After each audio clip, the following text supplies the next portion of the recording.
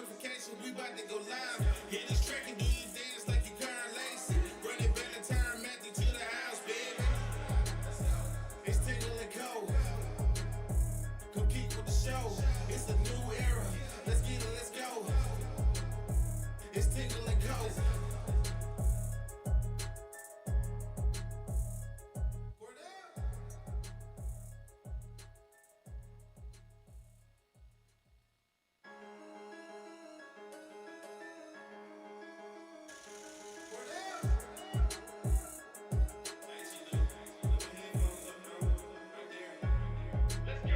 It's Tingle and Co. Come keep with the show. It's a new era. Let's get it, let's go. It's Tingle and Co. What up, Lord? What up, Lord? You can call me him. I'm Shay Dixon in the whip with them RPMs. Gotta pull up to the chat and shit out to them. Not trying to ball like Big Folk, then get out the gym. Monday through Friday. When you see that notification, we about to go live. Hit this track and do your dance like you Karen Lacey. Run it back to time, Matthew to the house, baby. It's Tingle and Co. Come keep with the show. It's a new era. Let's get it, let's go. It's Tingle and Co. Word up.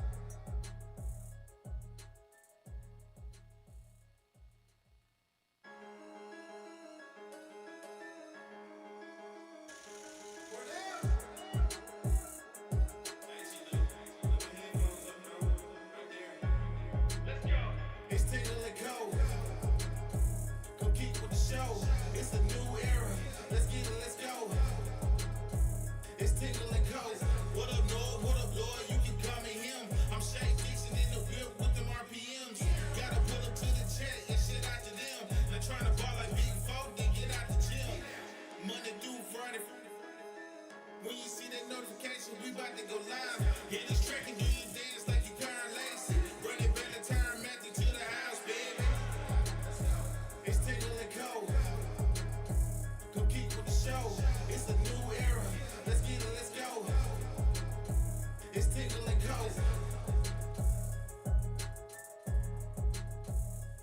Word up.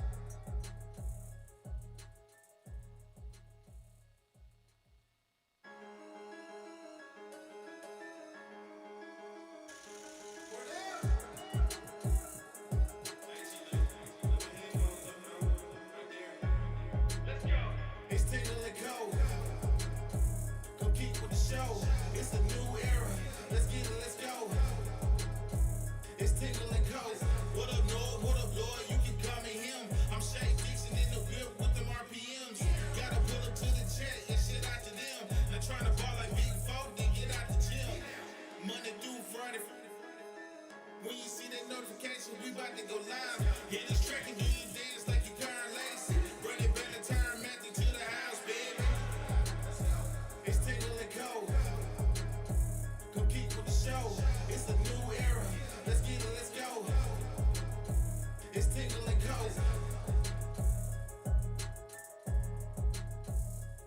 Word up.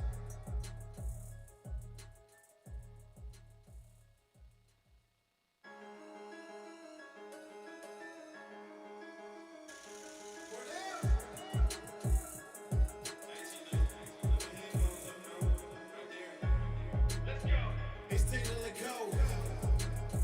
Come keep with the show. It's a new era. Let's get it, let's go. It's Tingle and Co. What up, Lord? What up, Lord? You can call me him. I'm Shay Dixon in the whip with them RPMs.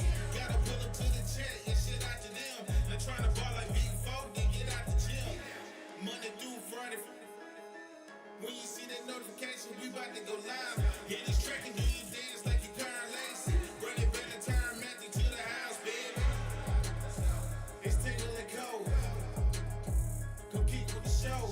It's a new era. Let's get it, let's go. All right, good morning and welcome in here on this Wednesday morning, the final day of 2025. What a year to look back on. We'll probably do that at the end of the show this morning. Look back on everything that transpired in the beautiful year of 2025. Oh, God, That's all right. That's all right. It's a Lloyd's new gonna thing handle we're it. trying. Yeah, Lloyd's gonna handle it. He's gonna take care of it. Believe in my producer. But good morning. We appreciate everybody starting their morning with us this morning, getting in here and joining us on the final day of 2025. You got it? Good job, Lloyd. I appreciate you. But like we said, the final day of 2025. At the end of the show, we'll take a look back at everything that transpired over this last year. But good morning, and thank you for joining us throughout this year and for joining us this morning. Slat, Randy, Hal, Cordell, Kenny, PFT, Tiger, Paul Zarang, Carl Dunn, Sabrion, Huff Nighthawk, everybody that's in here with us this morning, taking it in to the new year tomorrow of 2026. Good morning, Lloyd. Good morning to you, sir. Happy New Year. Happy New Year. I keep thinking that we're going to have like a day off, and it's the opposite. It's actually I'm looking quite forward to literally it, the opposite. but I think that's going to be almost like a day off in itself, where it's this fun thing that we just all get to hang out together. Instead of a day off, it's an entire day on. Right, but it's like a day off. Basically, we're going to sit here. We're going to be live in the studio. Might look a little bit different. Might have to move some things around. Oh, it's going to get sexual. Yeah, okay. I don't know about that. Yeah, it'll be like a 70s house with the 4 chairs and the bed on the floor. I mean, that is provocative. I guess you are right. Thank you. But we will be live right here all day on Thursday. We've got some guests coming through, some surprise little segments happening on Thursday as well that we'll let you know about tomorrow morning. Surprise to me. No, I called you about it last night. Yes, you did.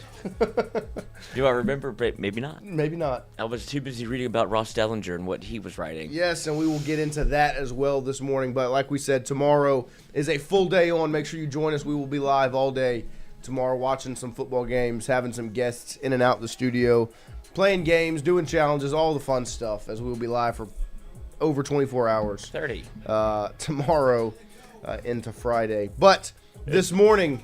It does not help that I've been double dipping with the Budman also. No, it was a bad week for Buddy Sanji to call you in. No, his producer's wife threw her back out. And so, that's terrestrial radio for you. Yeah. Everybody's 90. It's going to happen. Is it? Apparently. I mean, when you've been doing it that long, Yep. right? When you've been in the business that long, you're going to run into the backs getting thrown out. Yep. Not Buddy, though. No, of course not. Healthy as an ox. I mean, he's probably in better condition than we are. Could live. He'll be. We'll see a 24-hour stream. Let's see what he can do. Shout out to Buddy Sanji. We're gonna get him in here. I guarantee you that. Nathan, why not go tonight? Okay. Get started now. Get 50 hours. Get started now. Yeah. We'll 127 hours. Let's put my hand in a rock. No, Nathan. Instead, we're not gonna go into the New Year's.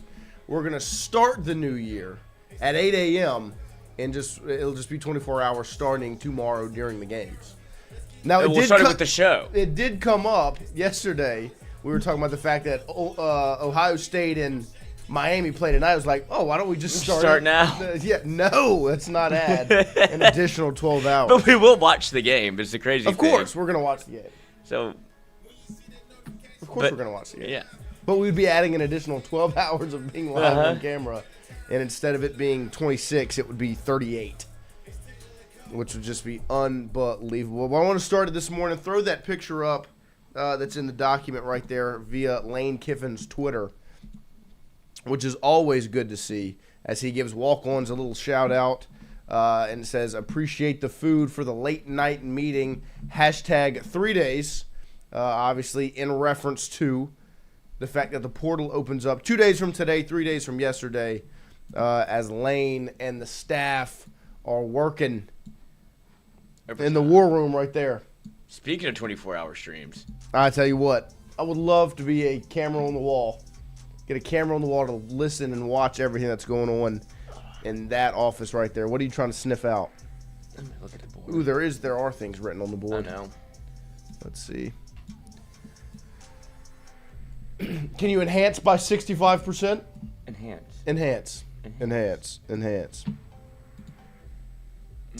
No, I can't. Yeah, I can't see what it says. Good. See, that's a good thing. I mean, not for my selfish Right. desires. No, but I mean, we've been a But good by the social media team. we've been a program before that has put some things out where it's like, why can I see that? Little wings, Are those wings? boudin balls. So I think it might be. You would sliders. Of And I course, guess, of what is course, that, the soup? ribeye sliders. I guess that's gumbo. Oh. I know Walk-On's does a chicken and sausage gumbo. But they're working in there in the room. It just feels like it should be in a bowl. Well, yeah. That's a hard thing to get, to not be a mess. But that's the father in me. But there's the staff right there working hard, getting ready for the massive day that is this Friday when the transfer portal opens. We appreciate everybody in here with us this morning. Huff Nighthawk wasn't exactly a late night meeting. Clock shows 6:30. Hey, that's late to some people. Some people 6:30 p.m. Do you not remember the previous regime? He was still trying to finish up on 18. Oh, daylight savings time. Guess I can get another 9 in. Nice. 27 holes today. Oh, 28. Lord have mercy. Allegedly. Via our friends over at On3, they've put out some smoke around the quarterback position and LSU. Obviously, a lot of eyes will be on the Tigers and the big-name quarterbacks in the transfer portal because I think it's very widely accepted and should be that LSU is going to be a major player in the quarterback realm when it comes to the transfer portal this offseason because guess what? They don't have one. And they have the money to spend, right? When you combine those two things, you would anticipate, hey, LSU's probably going to be getting one of these big-name guys that's in the portal. Our guy Shea Dixon put out a write-up yesterday that talks about some of the names that he's heard. And in the first kind of paragraph that he writes, he says, LSU's positioned to go after the best available quarterbacks that hit the NCAA transfer portal. The NIL money is in place per multiple sources. So that is exactly what I just said. Not only do they need a quarterback, are they looking for a quarterback, they need their signal caller for 2026. They're in the position from a financial standpoint to spend money to go get one. And you saw Pete Nakos label two programs that were ready to spend big at the quarterback position. One is a program that has done it consistently. Their last two quarterbacks, right, they've spent money on. That's Miami going out and getting Cam Ward from Wazoo, and then last year or last offseason paying for Carson Beck maybe more than he deserved, but they needed a quarterback, and he came in. Now they're going to be playing in the Cotton Bowl tonight against Ohio State. So it worked, right? They've spent the money for two years in a row. They had the number one overall pick, and now they're in the CFP, right? And then the other program that NACO circles is LSU as the two programs ready to spend big at the quarterback position. There are four names that are listed, but really I would say 2.5 is what's put out in this article. The first quarterback is Arizona State transfer Sam Leavitt is the name to keep a close eye on. Obviously, a lot of people kind of have him sitting at in the upper echelon of available players, not just available quarterbacks, right? I think it's kind of been surprisingly, unanimously and universally accepted that he's the top guy in the portal. Like every database and every person that I've heard from has Leavitt as the number one QB in the transfer portal. And I really think the biggest hang-up and the biggest reason why I would push back against that would be the injury. Nothing to do with his ability to play. He's obviously an extremely talented quarterback. You saw what he did at Arizona State on their playoff run in 24. But he's got an injury that he suffered this season that cut the season short, and he would miss spring ball, right? Which to me is a red flag. And it's something that has nothing to do with his ability or who he is as a quarterback. It's the fact that he has an injury that would make him miss spring football where he can't get the install and the coaching and all of the things that when you're bringing a quarterback in for a one-season rental, that's valuable time. That if you miss it, how much can you really get done in the remaining time, right? Well, also, LSU just did that. Right. Right, when you went through a period of time where it felt like you weren't completely healthy at the quarterback position. It's like, do you really want to sign up for that again? Whenever you saw what happened when you don't have a fully healthy quarterback, and he has a Liz Frank injury in his foot, you've seen these, and the way that he plays, that's a vital piece of what he does and what he does well. His mobility is definitely a factor, and it's something that when you see him play, I'm torn on him because there's some really good throws. There's some really things that pop. There's also some things that are unnecessary where I go back to this, and that's why I pulled it up just for a second because I thought that's where you're going to go, is if there's one person, if he's in the portal, that's who you get. And funny enough, he's the one that I have listed as the half right now. As I said, there are 4 names in this write-up. I would say, really reading it, there's about 2.5 because with Trinidad, you really can't gauge the situation very well right now. It's not guaranteed that he gets the waiver. If anything, it looks more that like he doesn't, right? That seems to be the direction it's headed right now. Now I know things can happen. Mountains can be moved by college football. I mean, this is not – the NCAA is not some, boss level that you're trying to beat. They're not this scary monster you're trying to fight off, right? It's just a matter if they insert themselves or not. Like Right. You've seen it happen with college basketball. I've never seen, oh God, what's his name? The coach for Arkansas. I have it in there in the document as well, Coach but Cal. he is. It's a 7-minute. We're gonna play it later on because it's literally 7 minutes, and I want to play the whole thing. He's fired up and he's right. Like the way he lays it out, there are things that I push back against that he says, but at the same time, there are. Well, he's mad because, just real quick, he's mad because the old guard has changed, and the way that he used to do it was the old, he was cheating. Well, I mean, and that's what I'm saying. Like the sport has changed in ways that Everybody's are better for the sport. the playing field has been evened, but you can't win at Loyola Marymount. But I'm saying, the problems have become the fact that you are allowing guys that have been drafted crazy. Been and played professional basketball to now come back and he's right. Be immediately eligible midseason. But we'll get to that. So that shows you the NCAA and where they're at, right? You don't know what's going to happen on the Trinidad Chambliss front. If he gets the waiver, I believe he's LSU's quarterback. If he gets the waiver is a very big question. It's a big if. It's a very difficult situation to gauge because also he's still playing football. And he's not going to announce anything or enter the portal until he's no longer playing football. I think the majority of us assume that's going to happen tomorrow night when they play Georgia.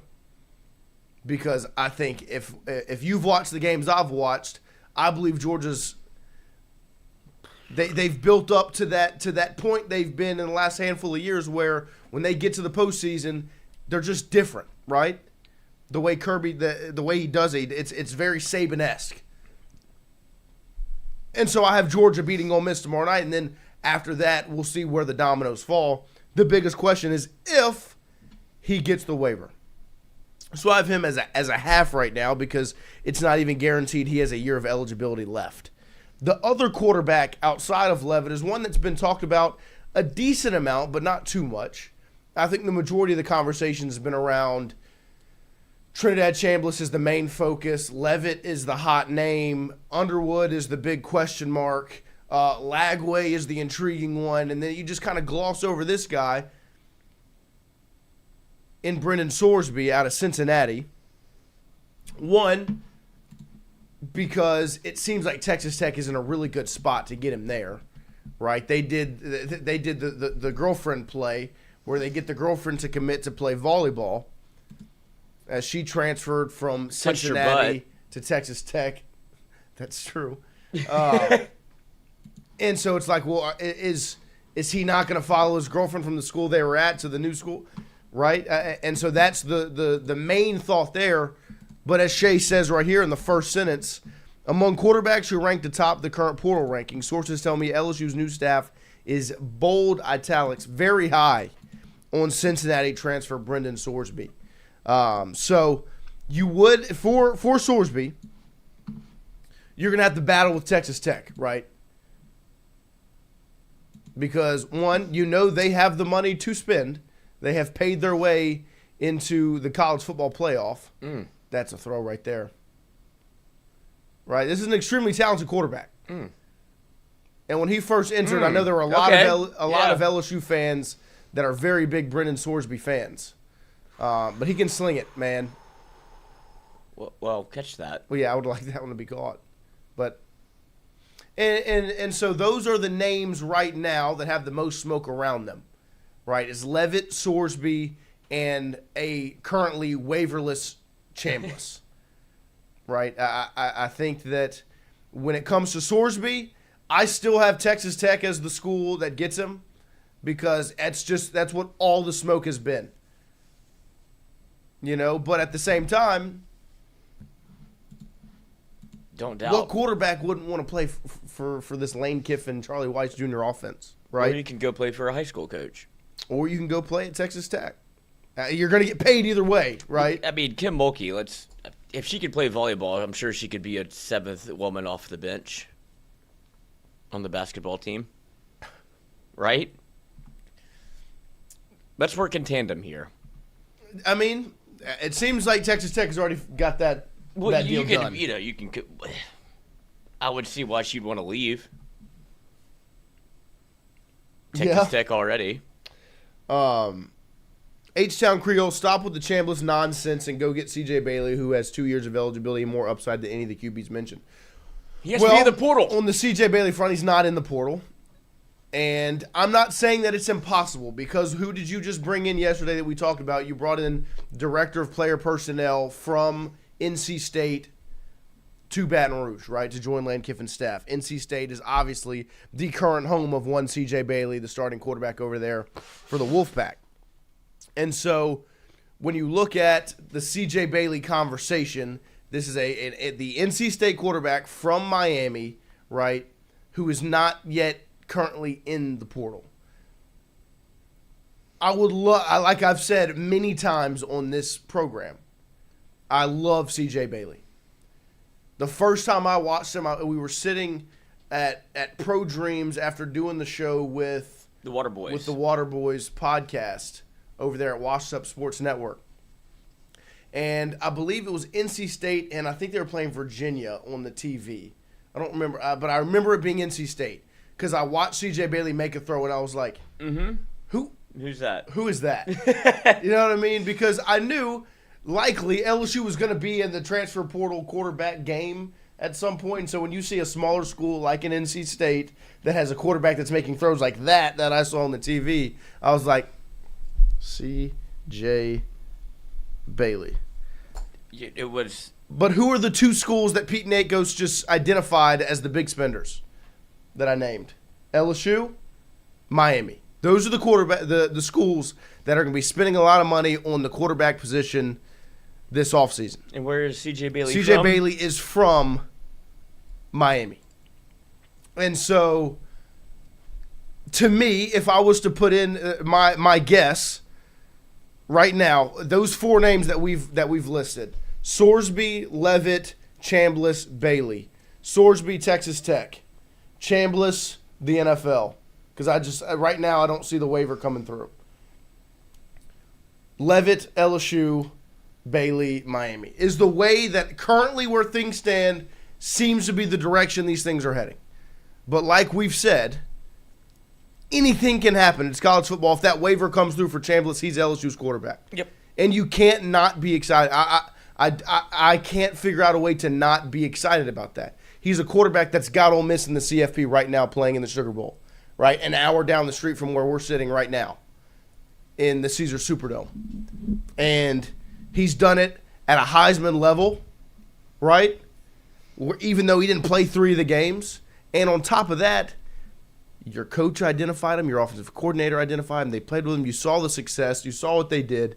And you saw the way he played. And then I saw a Georgia defensive staffer say that Trinidad Chambliss, who they're facing off against tomorrow night, is the best quarterback they're going to face regardless. And if you look at the CFP, I believe him. He's bracket, right. like I'm trying to think of who they could run into, right, in the college football playoff after Ole Miss, because we know that's who they're going to face immediately tomorrow night. They would play the winner of Miami and Ohio State in the next round, which means they believe Chambliss is better than Carson Beck and Julian Sayin. Sayin was a finalist, was in New York for the Heisman ceremony. And then they could potentially run into any of the other four, Oregon, Texas Tech, Alabama, Indiana, which means Dante Moore and Fernando Mendoza, who are the two favorites to go off the board 1-2 next year in the NFL draft, they've got Chambliss higher than them. And I'm not pushing back against that. Fernando Mendoza is going to be the number 1 overall pick and won the Heisman, and it's cute.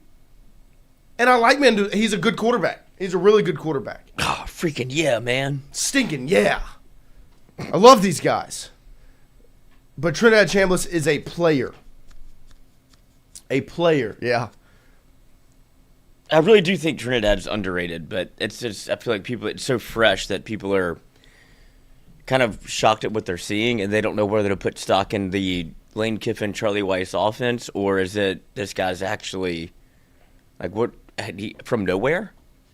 It really is a story that it should be, like I said, it should have been something that was written about and talked about more, and as much as I hate to say it and don't hate to say it, it is because of where he's at. Like, if you can have a quarterback at Indiana that wins the Heisman, but you have a coach that stayed and that put him on a pedestal, and it became this storyline of you almost have to do it for 2 years. And Fernando Mendoza did it at Cal, and then he did it at Indiana, and Indiana became everybody's sweetheart because it's fucking Indiana football.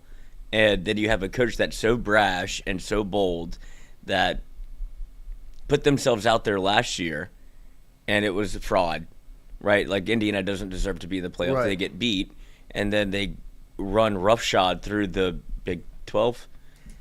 Yes. And beat Ohio State. Or Big 10. Big 10, what? It doesn't matter. Big 22. And then it becomes, they're for real. And it's like this quarterback story with his brother on the same team, and his mom's great, and all of these things. And Diego Pavia is the black hat. That's like, oh, here's the antithesis of, like, everything that is wrong with NIL versus everything that's right with NIL. And it's like, oh, this is a fun story, but what you saw from Trinidad Chambliss is just, I feel like he's a better player. And it's unfortunate that this waiver situation is coming down the way that it is, because it does. I tried to. Ole Miss can block this thing. They're scorned lovers, and you're seeing it. Like, they're trying their damnedest, whether it be through the LSU staff and through the hiring and who they have. And I think that's one of the more interesting things that came out from the Ross Dillinger piece was just how openly they're talking about. So you think they're going to block Chambliss? I think they're not doing as much due diligence as they could, because they're scared that he's not going to come back. Why would you? But it's not them. It's Chambliss's camp that goes through and does the... Right, but I think it would help to have the school that you thought was going to help you apply for the waiver, which they did. They applied through Ole Miss with the intention of him getting a waiver for Ole Miss, because that's when the wheels were put in motion. And so if you just stop getting contact from said school, I mean, you see the way the NCAA is operating. They just come down out of the clouds and say, can't do it. Say, oh. Right. Well, why? Doesn't matter. We just said no. No, it'll be intriguing, but it feels like the like I said right now, the direction it's moving. And I don't know if I trust Tom Mars. Why? He was very adamant against LSU in this Brian Kelly thing, where he's like, there's no precedent to be able to fire Brian Kelly with cause, and he was kind of shitting on LSU vehemently. I mean, he wasn't wrong. They paid him the 53. But yeah, I would have liked to walk down that path. I mean, no, but I think what he was saying was he wasn't. But that's what I'm saying. He's not wrong, and now why would he want to? If he's going to stand on that hill, he might as well stand on the next hill, where he's kind of like, LSU operates that way. Why would I want to? I don't think those type of people hold grudges. Yeah, lawyers. They're just next check. Paycheck.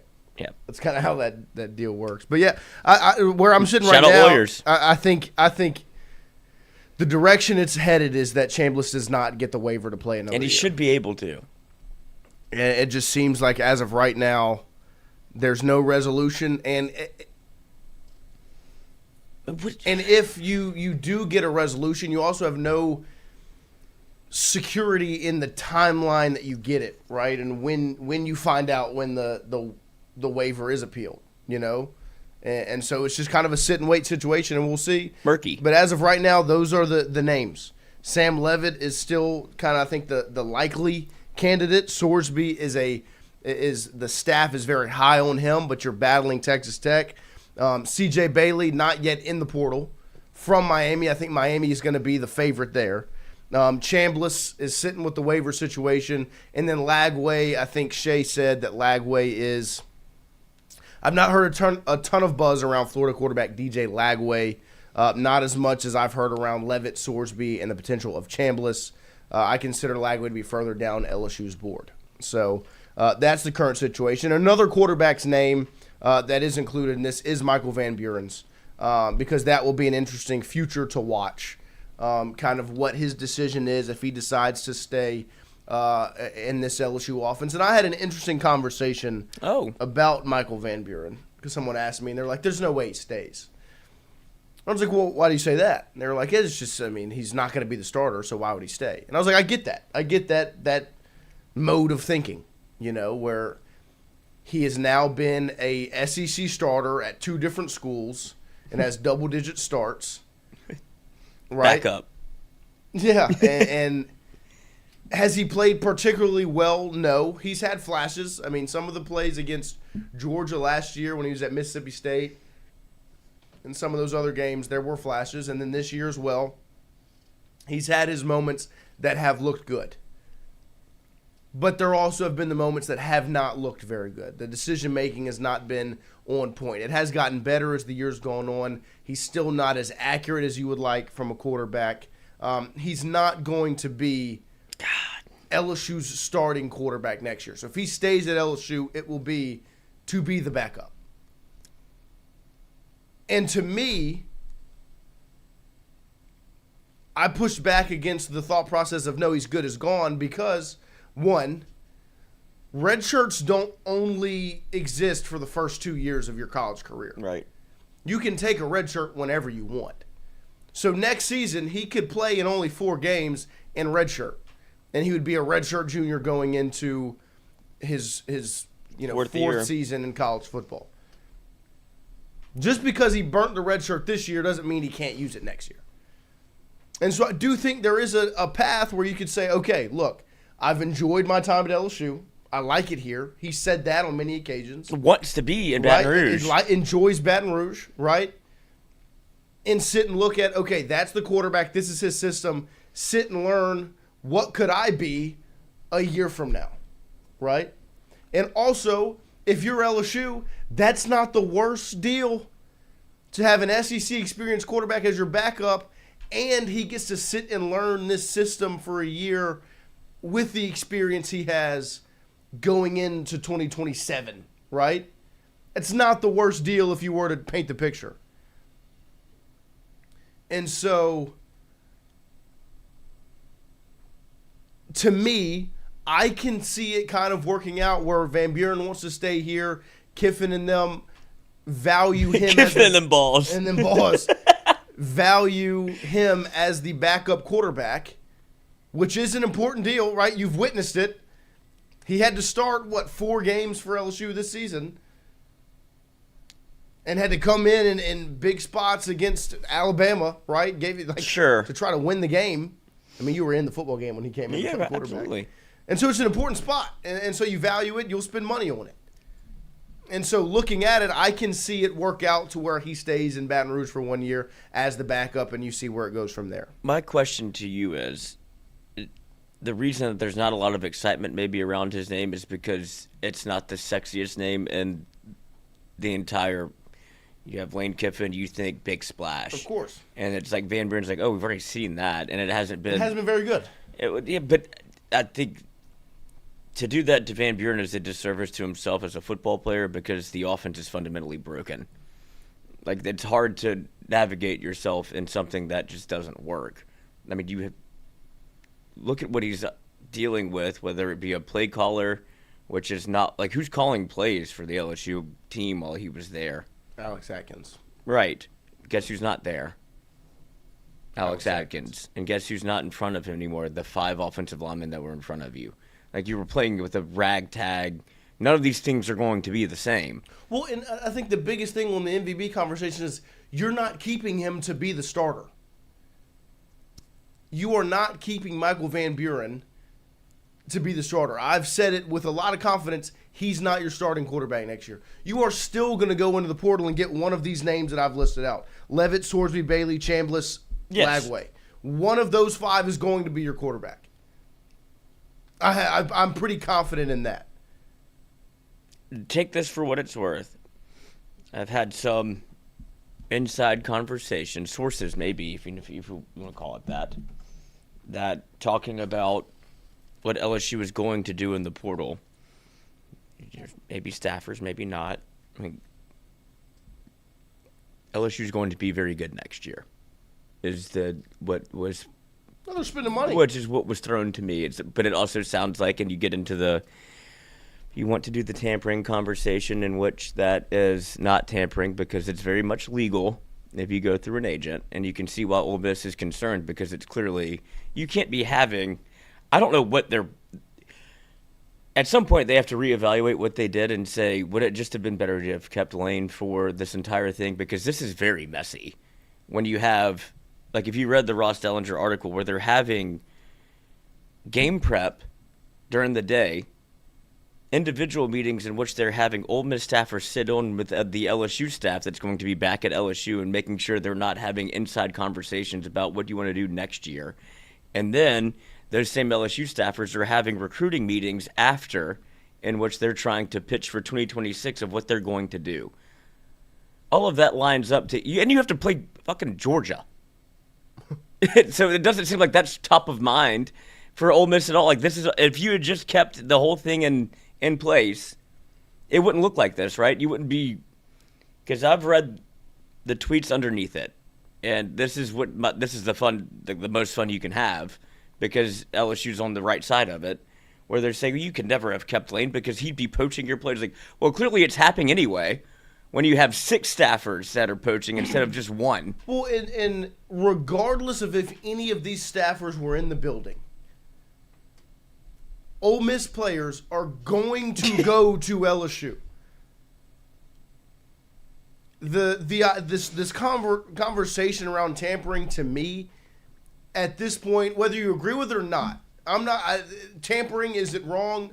Is it right? You be the judge. Is it happening? Yes. If you're not doing it, you're behind. That's the world we live in. If you are not tampering, there's 1,000 players in the portal right now. And the word just has a bad connotation. Tampering essentially means having conversations about the future. Flirting. If you're not doing that and preparing things, you won't be ready. You get your reps in.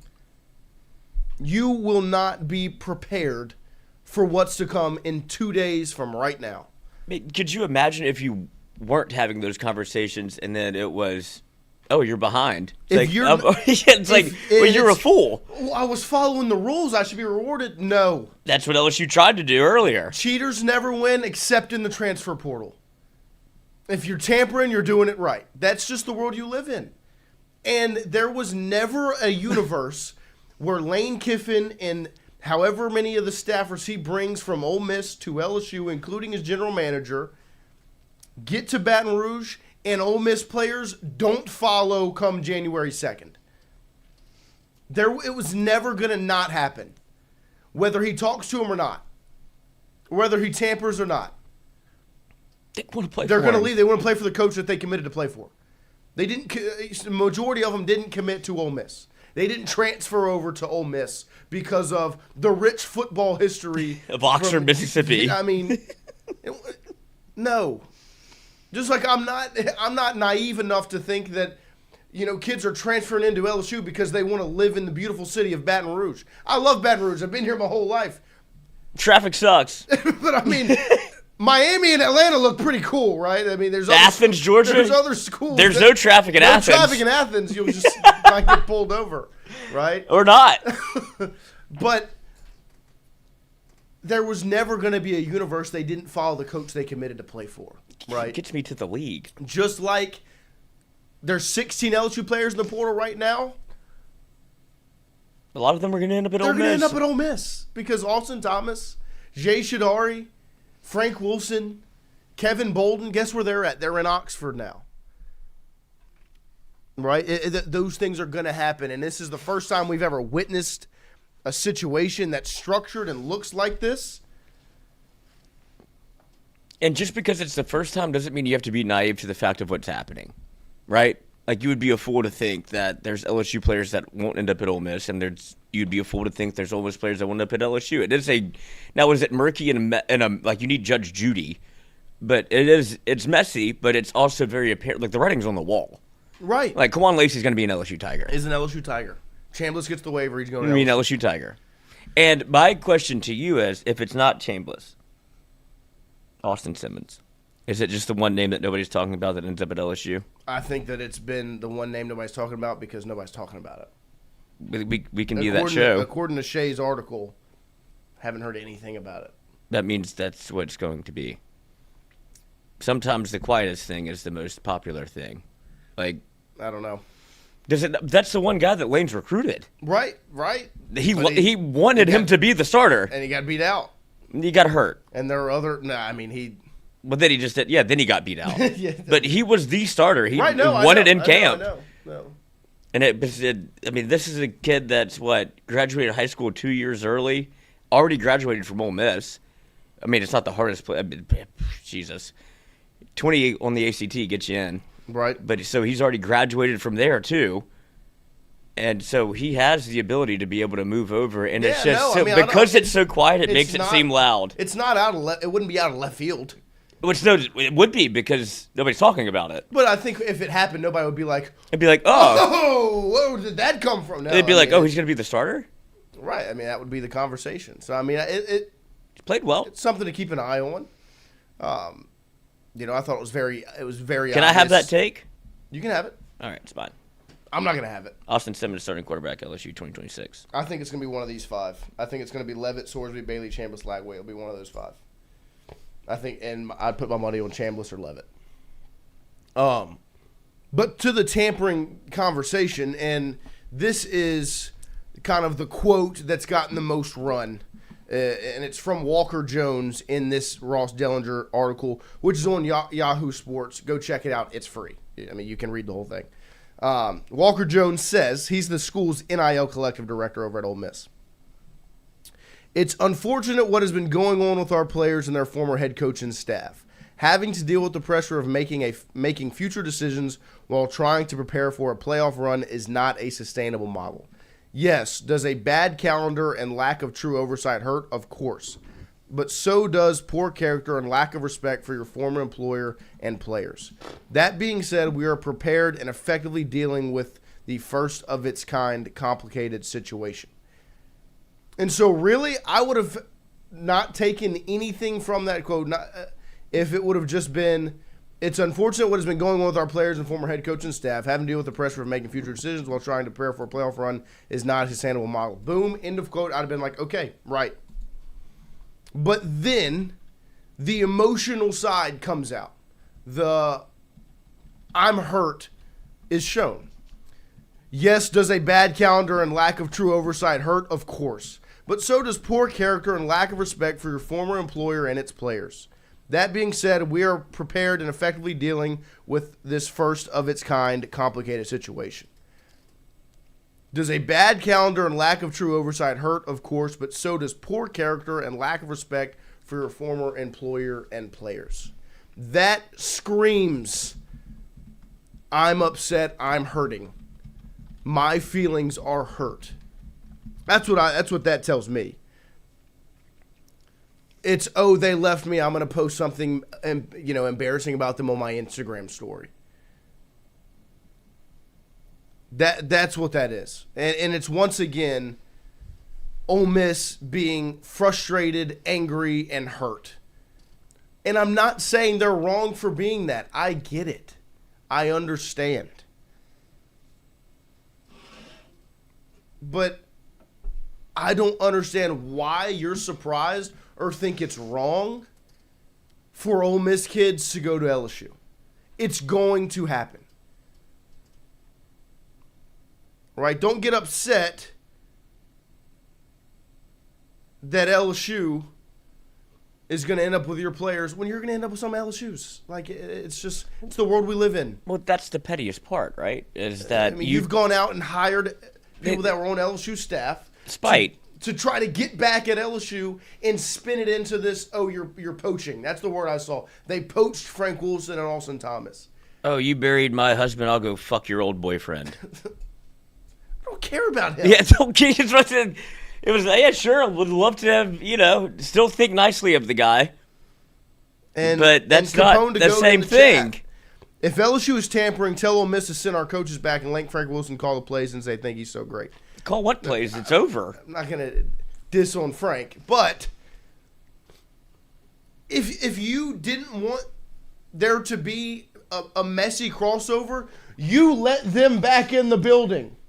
You put your foot down on this one. You said he can't be in here because then it'll get messy.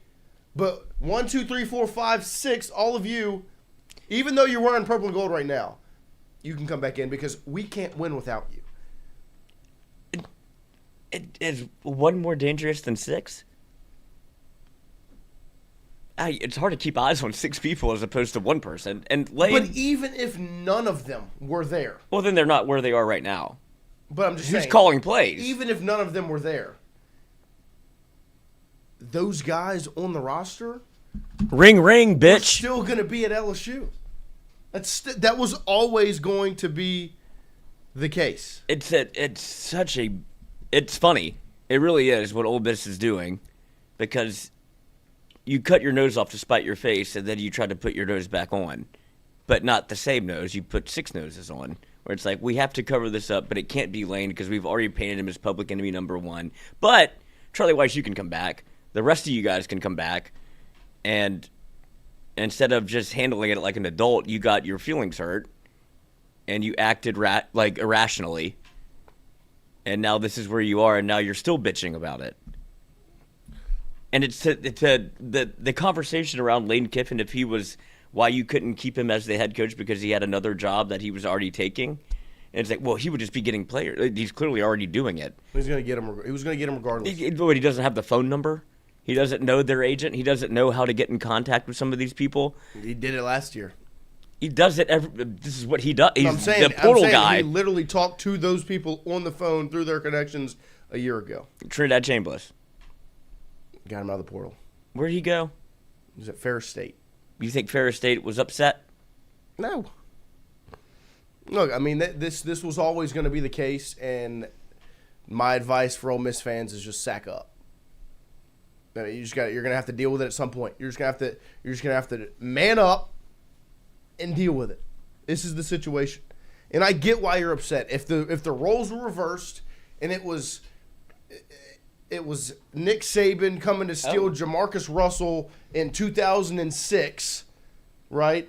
Or Nick Saban coming in and 05 to 06, yeah. Raiding the LSU roster. Or say Nick doesn't go to Miami, right? And he goes to goes to a college. He goes to Alabama. And he then raids the LSU roster. Of course we would be upset. We'd be pissed. The guy that just won us a national championship is now left for a conference rival, and he's taking all of your players that you love. Of course it's upsetting. I get why you're upset. Like, give me Joe Adai, Jacob Hester, Jamarcus Russell, LaRon Landry. I'd be pissed. I would be pissed. Of course I'd be upset. So I get it. I understand. But at the same time, you don't have that many good players. Just calm down. We just have to move on. You just got to move on. And they can't. Todd Jones is in the chat, and he's an Ole Miss fan, and he's crashing out here. They can't figure it out. He's a Mississippi State fan. Whatever. It's the same thing. But my thing is just focus on the football game you have tomorrow night. That's what you should be looking at. And just leave it at that. Enjoy what you have in front of you right now. That's what Lane Kiffin tried to tell you. Enjoy the now. You never know when you're in the good times until they're past you. Just like, let's just enjoy what we're doing right now because we've never been here.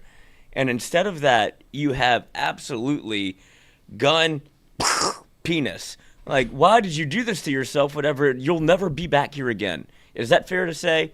Like, do you really think that after Lane Kiffin left and went to LSU and you crashed out and you're like, you know what, the real answer is Pete Golding? Well, then you should have just hired him in the first place. No, I mean the hiring of Pete Golding always felt like a freak out. I'm not saying it's a bad hire, but I'm just saying it always felt like a freak out. Like, well, if that was always the thing, then you could have just let Lane finish it out. But right, it's on staff.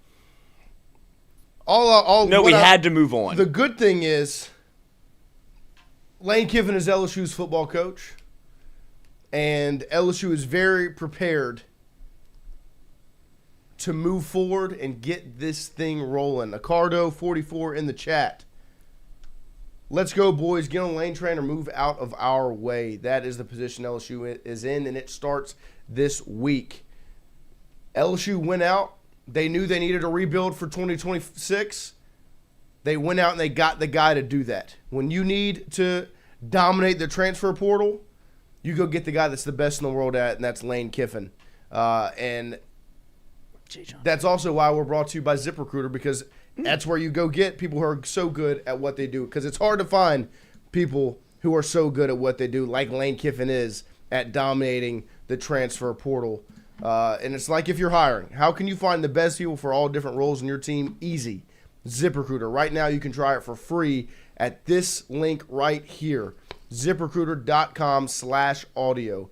ZipRecruiter.com/audio. If you are hiring for your company, this is a busy time of year for you because you've got new 2026 goals, which means finding the right people to accomplish them.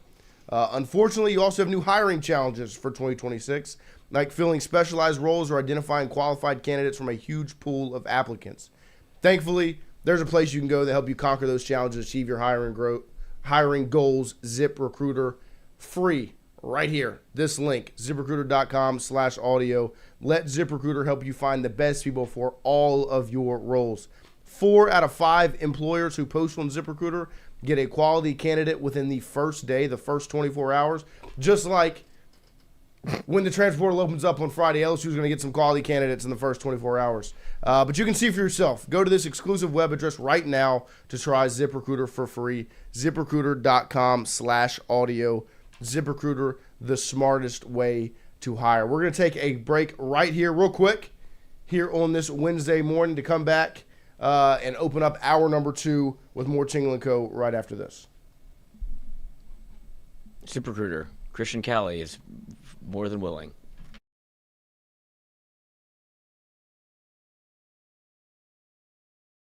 Wardos was created in honor of Alan Ward Granning III, fondly known by family and friends as Wardo.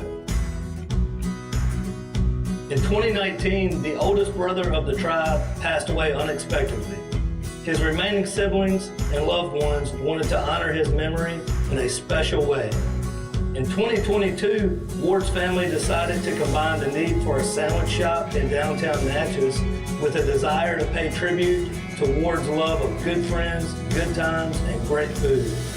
Through blood, sweat, tears, and countless hours of hard work, Wardo's was born.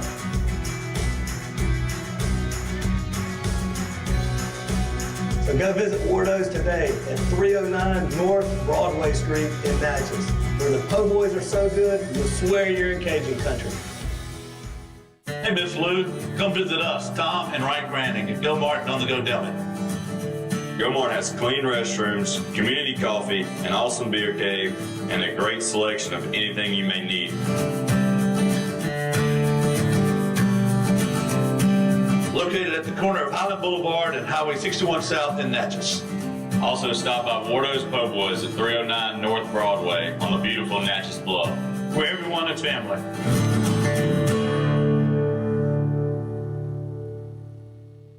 When it comes to your home, the roof over your head matters. At CAS Roofing, we don't just install shingles, we build peace of mind. With years of experience and a commitment to craftsmanship, our team shows up on time, gets the job done right, and treats every project like it's our own home. Whether it's a repair, a replacement, or a storm damage that caught you off guard, CAS Roofing is ready. We're local, we're dependable, and we stand behind every nail, every shingle, and every promise we make. Because at the end of the day, it's not just about roofing, it's about protecting what matters most. CAS Roofing, built on trust, backed by quality.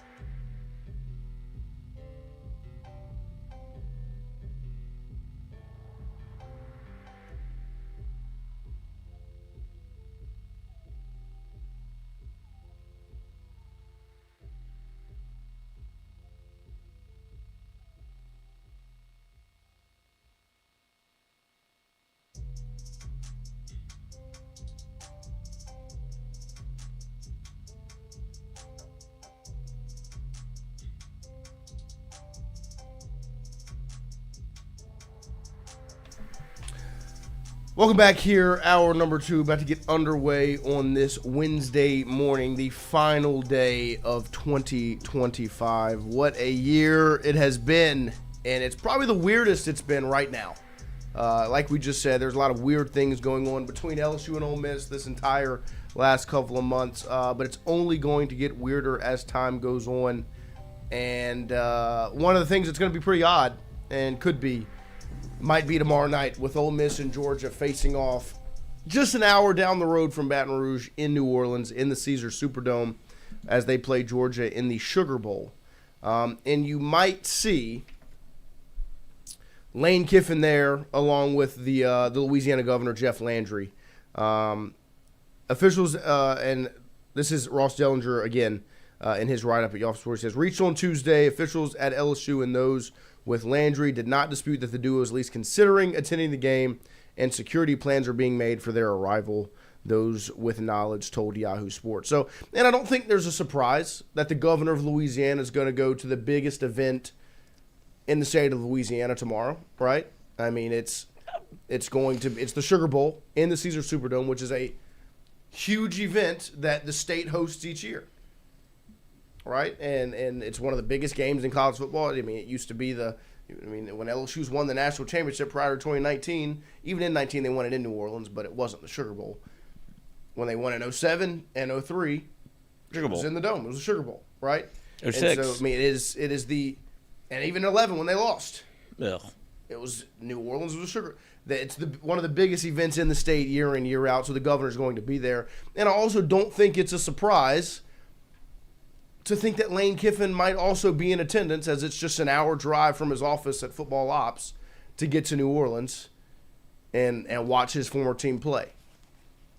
And this is kind of where we have to accept who our coach is, right? We're all fans of LSU. LSU's head football coach is Lane Kiffin, and it's very easy to adjust to the tweets and the trolling and all of those things, but then these are also the things you have to deal with, right? I mean, the man does love A little bit of attention. The attention, right? I mean, if he walks in to the Superdome, right, for the Sugar Bowl, it's going to be a lot of eyes on Lane Kiffin, right? It's going to be a lot of it. He's going to be the main topic of conversation regardless. He has been every time that Ole Miss has played forever since he's been there. it's going to be the type of conversation now with him being there. The attention's going to be on Lane. It would be hard for him to not entertain the thought of being able to do that, right? And the governor, obviously, he has personal and political gain from that, right? There was some negative reaction to the way he handled situations during the Brian Kelly firing, the Scott. There should be more sports reporters here. And I get it, right? I also had a negative reaction to the way he handled those things. And I think that the best thing that happened was he stopped talking and things got going. LSU football is that important in the state of Louisiana that him tying himself to the hiring of Lane Kiffin and the success that should come with it could lead to re-election, right? To him being re-elected as the governor. And so him bringing or attaching himself to Lane Kiffin in the at the Superdome for the Sugar Bowl is good for his gain, right? Yeah, that's his whether you agree with it or not. I mean, he was never not going to be there, right? Lane Kiffin was going to be hard for him to not be there. And for Landry, I mean, it's that simple to just say, well, I'm gonna do what I can. Olive branch, and by olive branch, I mean look at me. Well, to make the state love me. Guess what? I helped you get this guy. That's what I said the whole time. I've always said the best thing that can happen for LSU and all that mess that happened, right? The governor's comments, the president's comments, the Verge interim, non-interim. I was like, all of this is very much messy. Do you know what solves it? Lane Kiffin. Hiring the guy. And that's what they did. And all of those conversations got quieter. And well, he very much. This will again be looked at. What happens tomorrow will be looked at differently than it would have. He ran the old Huey P playbook. He very much inserted himself into the conversation because he knew that if this is right and it does work out the way that it has so far and Lane Kiffin is successful, he wants to be tangentially and the number one front runner for Lane Kiffin, and people are going to be like, oh, LSU's success is tied to the governor gets reelected. I get it. Mm-hmm. It's a smart play. Makes sense. Considering how it's working out so far. That said, if you're Lane Kiffin or if you're Jeff Landry, if you're just a normal human being who has a suite in the Superdome, would you not want to go? Of course. Just as a fan of football, like if if I had that ability, I would go too. I don't even care about Georgia or Ole Miss, but if you said, "Hey, we got a suite. Do you want to go? It's a free ticket." You happen to have coached the team, like, yeah, I do want to go, and it's easy. But that said, security is going to be a factor because there's going to be Ole Miss fans that might try to. Oh, it's going to be massive. I remember I texted in the group chat the other day. I mean, LSU baseball plays in Oxford this year, and it's going to be pretty crazy there, right? Oh, the animosity is not going away. Like that's the situation. So security is going to be a major factor because it is one of the biggest drama-filled situations in college football history. Do you do the Taylor Swift where you go inside of a Coke machine? You do. You exhaust all options. Yeah, I mean, I would be a little nervous. How can I be the safest? And also, how can I be the storyline? Because if this goes the way that I think we kind of think it will, where Georgia's up 34-17, 38-14. What's the easiest, as somebody that works in the profession, what's the easiest next talking point of Lane Kiffin's there? It'll dominate the next third and fourth quarter. Of course. And that's great. It's going to be talked about regardless. Right. But if the game isn't, how this do barn you fill burner. dead air? Yeah, it would be Lane Kiffin's here. Not just that. It's also his whole staff is right there on that sideline. You know what I mean? And the second this game ends, guess what? They don't have to go far. They're instead of flying back to Oxford, they're gonna drive right down to Baton Rouge. That was my next question. Do you think you fly or drive, given the opportunity to take a private plane? He did just get a car from Matt Bowers. Shout out Matt Bowers. Got a Bentley. From Baton Rouge to New Orleans? Yeah, why not fly? Oh. Given the opportunity, how long does that take? 15 minutes. If it was flying, it would be a helicopter. No, don't do that. I'm not saying. I'm just saying you don't take a plane from Baton Rouge to New Orleans. You can. That's a 10-minute flight. That's awesome.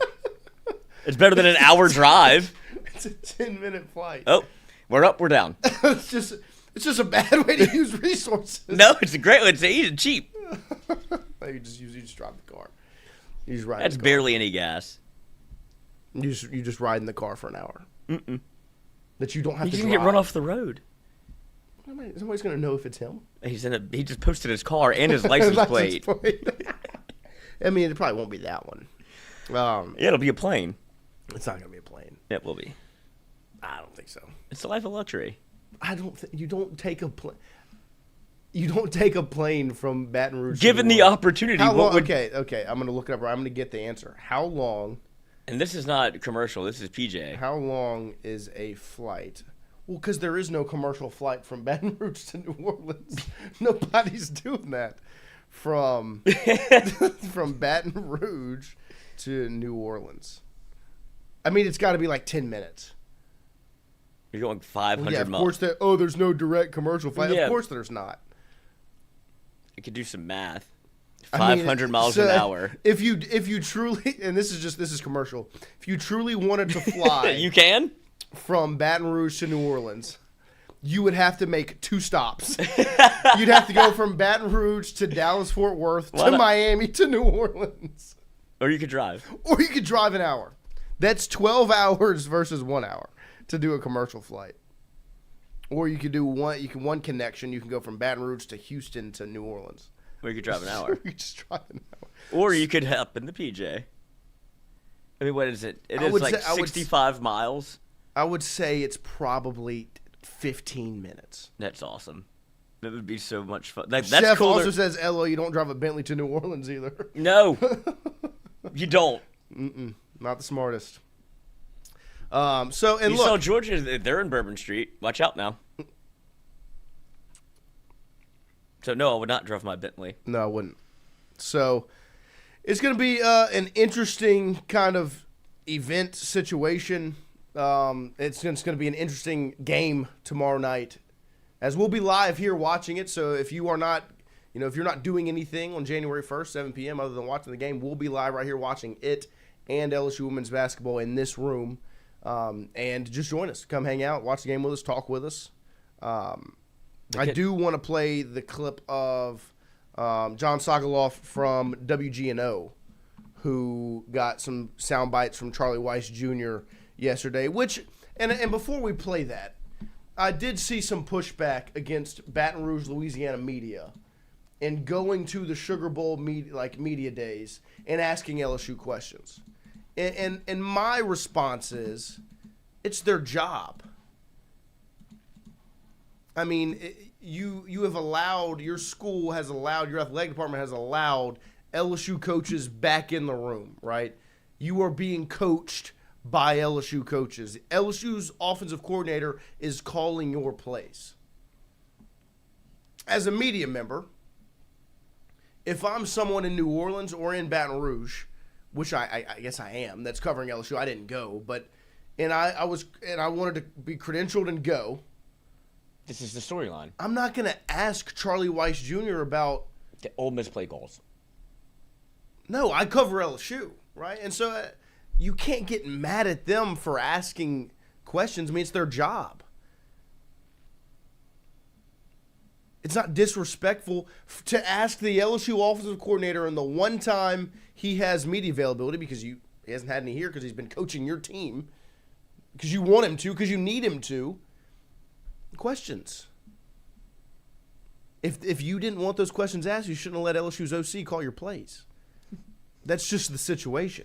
What are the chances that do you think, if it wasn't in New Orleans, that there's, would the media have traveled to Pasadena to talk to Charlie Weiss and the offensive staff or whoever's available to answer questions? But because it's 1 hour away, it's very convenient, and it's also extremely funny.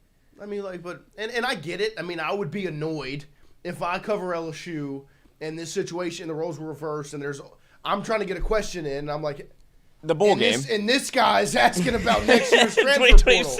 I'm like, hey, I've got a question about tomorrow. Here, right here. And they're like, no, you, right there in the Ole Miss. And I'm like, I get it. It would be annoying. And I can see where you could, as a fan, you would be like, oh, that's disrespectful. I mean, you can't. I mean, you're coming in and disrespecting their bowl game. Got a job to do. It's their job. And here and is. And P-Dub's right. The questions were going to be asked regardless of location. It just so happened that New Orleans is an hour away. And it made it that much easier for everybody that covers. I mean, the people in New Orleans, they cover LSU as well. Why would they not? It's a layup. And this isn't too many LSU questions, but this is Charlie Weiss talking about the balance of two jobs and calling plays on his own right here.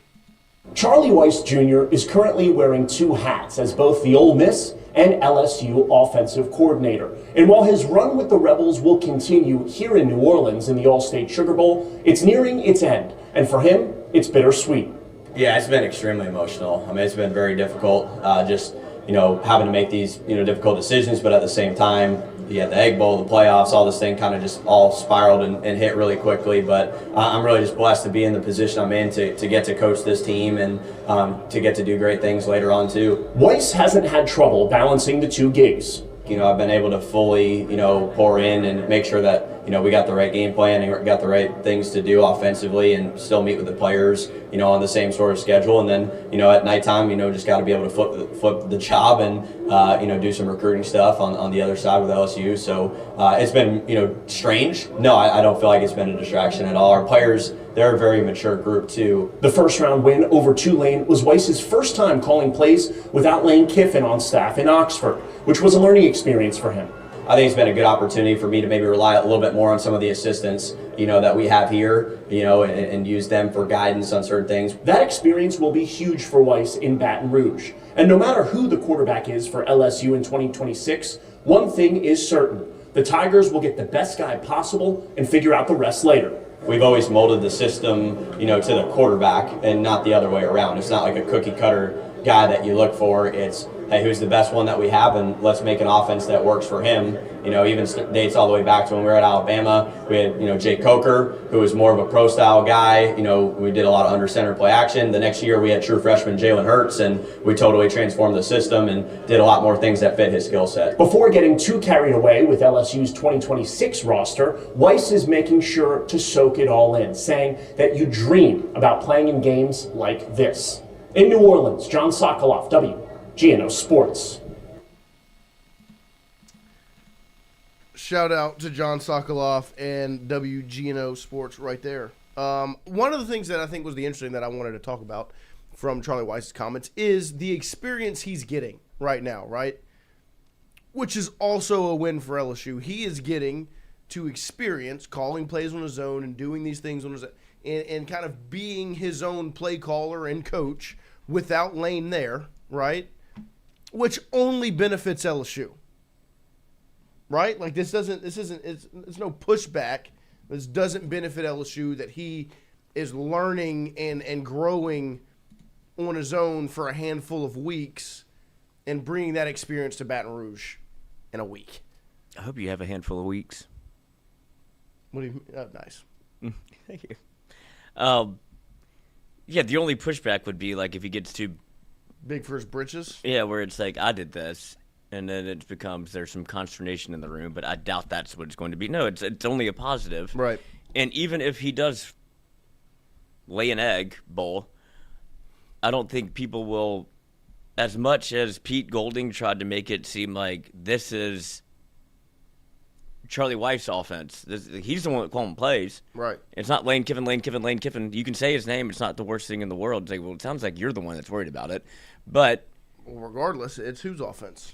Lane Kiffin's offense. Well, regardless of whose offense it is, whose offense is it? Lane Kiffin's. LSU's. Oh, That's yeah. the answer I was looking for. Yeah, LSU's. Regardless of if it's Lane's or Charlie Weiss Jr. They're both going to be. It's LSU's because they're both going to be They're here. tag teaming it. Yeah. And so it only benefits LSU that Charlie Weiss Jr. is getting to learn and experience and grow as a play caller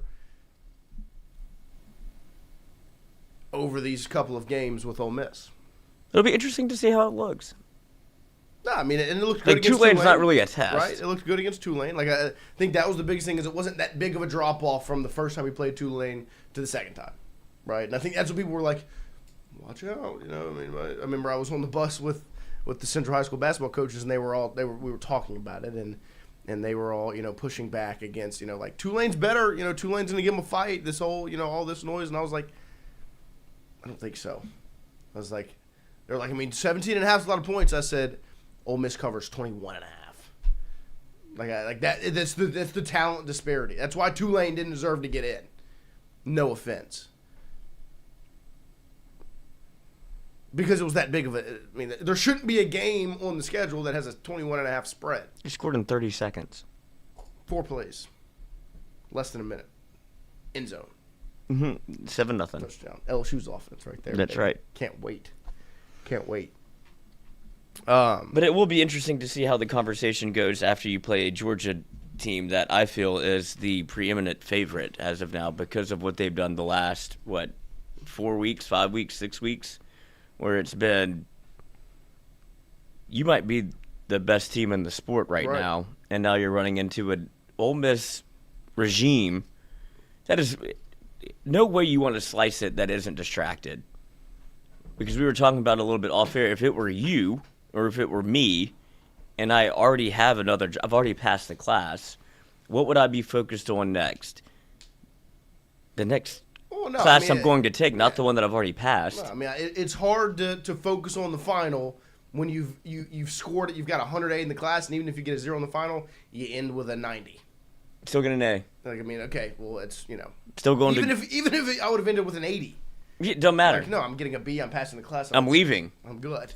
You know. Now there are people, you know, that are regardless of that, and I do think that coaches have that too. Like, they're still going to go out there. They're competitors. They're gonna I personally wouldn't want LSU's coaches to be on that sideline and be to have the mindset of I'm done. I'm good.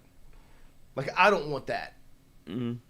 Just because because it could happen to you. Right. I would prefer, no, I want the coach that's bought in regardless of the outside noise and focus and rocking and rolling, you know? But I do get it, because there's also there was a point in time in my high school career, we were not very good my junior year, and we had an opportunity to, if we win, maybe we get into the playoffs, we can win the district, whatever. And we're like, we're ready for this to be over. But then when we got to the game, we're like, oh, I want to win. Of course. And it was not the talking going into the week during practice. It was like, I can't wait to get to fucking baseball. And instead, when we started playing, you're up 3 with 2 minutes left. You're like, well, yeah, we want to win. I would say even better example is me and you sitting on that couch in Golf Suites this past Saturday night at 10:30 p.m. You wanted to win. A game that doesn't matter. Ugh. Has no bearing at all. It's the Texas Bowl against Houston. Still hurt. But when you got it, no. Well, you go up 7-0. Win. You know, like that's if they would have started off with a kick return for a touchdown, it's being a competitor. Now I want to win. I would say even the Bama game, the Oklahoma game, no. Win. Go win. It is, actually, you know what? Forget what I said that it didn't matter. Win. No, I want to win. Well, if you put yourself in a position, that's different to where it's like, yeah, I do want to win now. But I would say regardless. But you wanted to, it's funny to watch you because the second the game started, the switch flips. It's no longer. This doesn't matter. Because this is what I've become now in this realm, where I can talk about it both as a fan and as a commentator, right? But be of the mindset of I'm sitting here Monday through Friday this game really doesn't bear any weight, you know, move on. And then game time gets here, and it's like, nope, never mind. I'm not that person anymore. I'm a different person. There's 2 versions of the show. That's what the watch party is for. Of course, I'm a different guy. You get to see why we do this and why we have dedicated our life to it. Yes. And it's whenever the game starts, sure, I can put on this hat of, look, prognosticator, very much down the middle a little bit, and can talk about it objectively. The game start, that's totally different. Cut me open, it's purple and gold, and I think that nobody says it better, and I know you put this in the doc, but the Tyrann Mathieu comments about Houston, it was he's saying exactly how I felt the entire time. Yeah. When he's talking about yeah, that's how I think. It is. It's what I'm saying. I'm about to pull it up, but that's still how I feel. That's it. Because he's not wrong. He's like, what? We're pull up LSU. yes, and that's how you should feel. Right. And so he's not wrong, but it's just funny that, like, whenever he puts it in words like that, and it's somebody that is LSU, he's like, no, I haven't, regardless of what's happened, that ain't the way that it goes here. Like, if he was on the field, it ain't happening. You're not losing to Houston. I won't let it happen. And that's what I think he still he still sees that as what LSU is. It's a version of himself. Right. Brother, if we line it up, it's your ass. And LSU didn't really have that this year because of the man at the top that didn't care. But to hear Tyron talk about it really does inspire. It's like, that's the old guard of LSU, where that's what it should be. I say this respectfully, but we should be able to pull up with our second string and beat that school. I had a rough day, bro. You know, it was a point in time where I never saw us losing to schools like that. Yeah, Houston. Like, ever.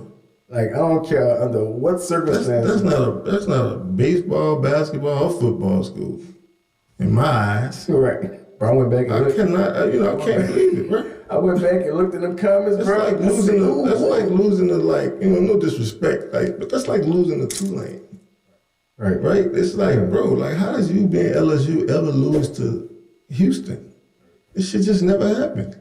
But I don't put a lot of stock into the Texas Bowl. I don't put too much stock into that. That's going to be a completely different team. Yeah. And then all the good players, Weeks, a lot of those dudes, they didn't even play. And, obviously, and then the older guys, they getting ready to go to the next level. Right. So, yeah. A lot of them won't even take that risk. I'm looking at this and I'm like, wait, Houston? Yeah. What? And it going off. Yeah, that should never happen, bro. Ever. Nah, bro. Like, we should be able to pull up, I say this respectfully, but we should be able to pull up with our second string and beat that school. In my mind, in my eyes, my standard, in my heart of hearts, that's just what I believe. So it is what it is. Didn't work out that way. It is what it is, man.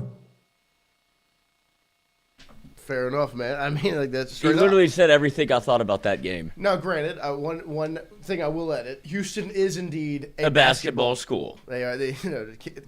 Kelvin Sampson and that program are legitimate. But he's right. I mean, like, that's the point still stands. Football. Tyron's LSU is. He should roll out of bed. Is my LSU. You roll out of bed and you beat those teams. The teams you lose to are the Georgias, the Alabamas, the Ohio States, the Blue Bloods.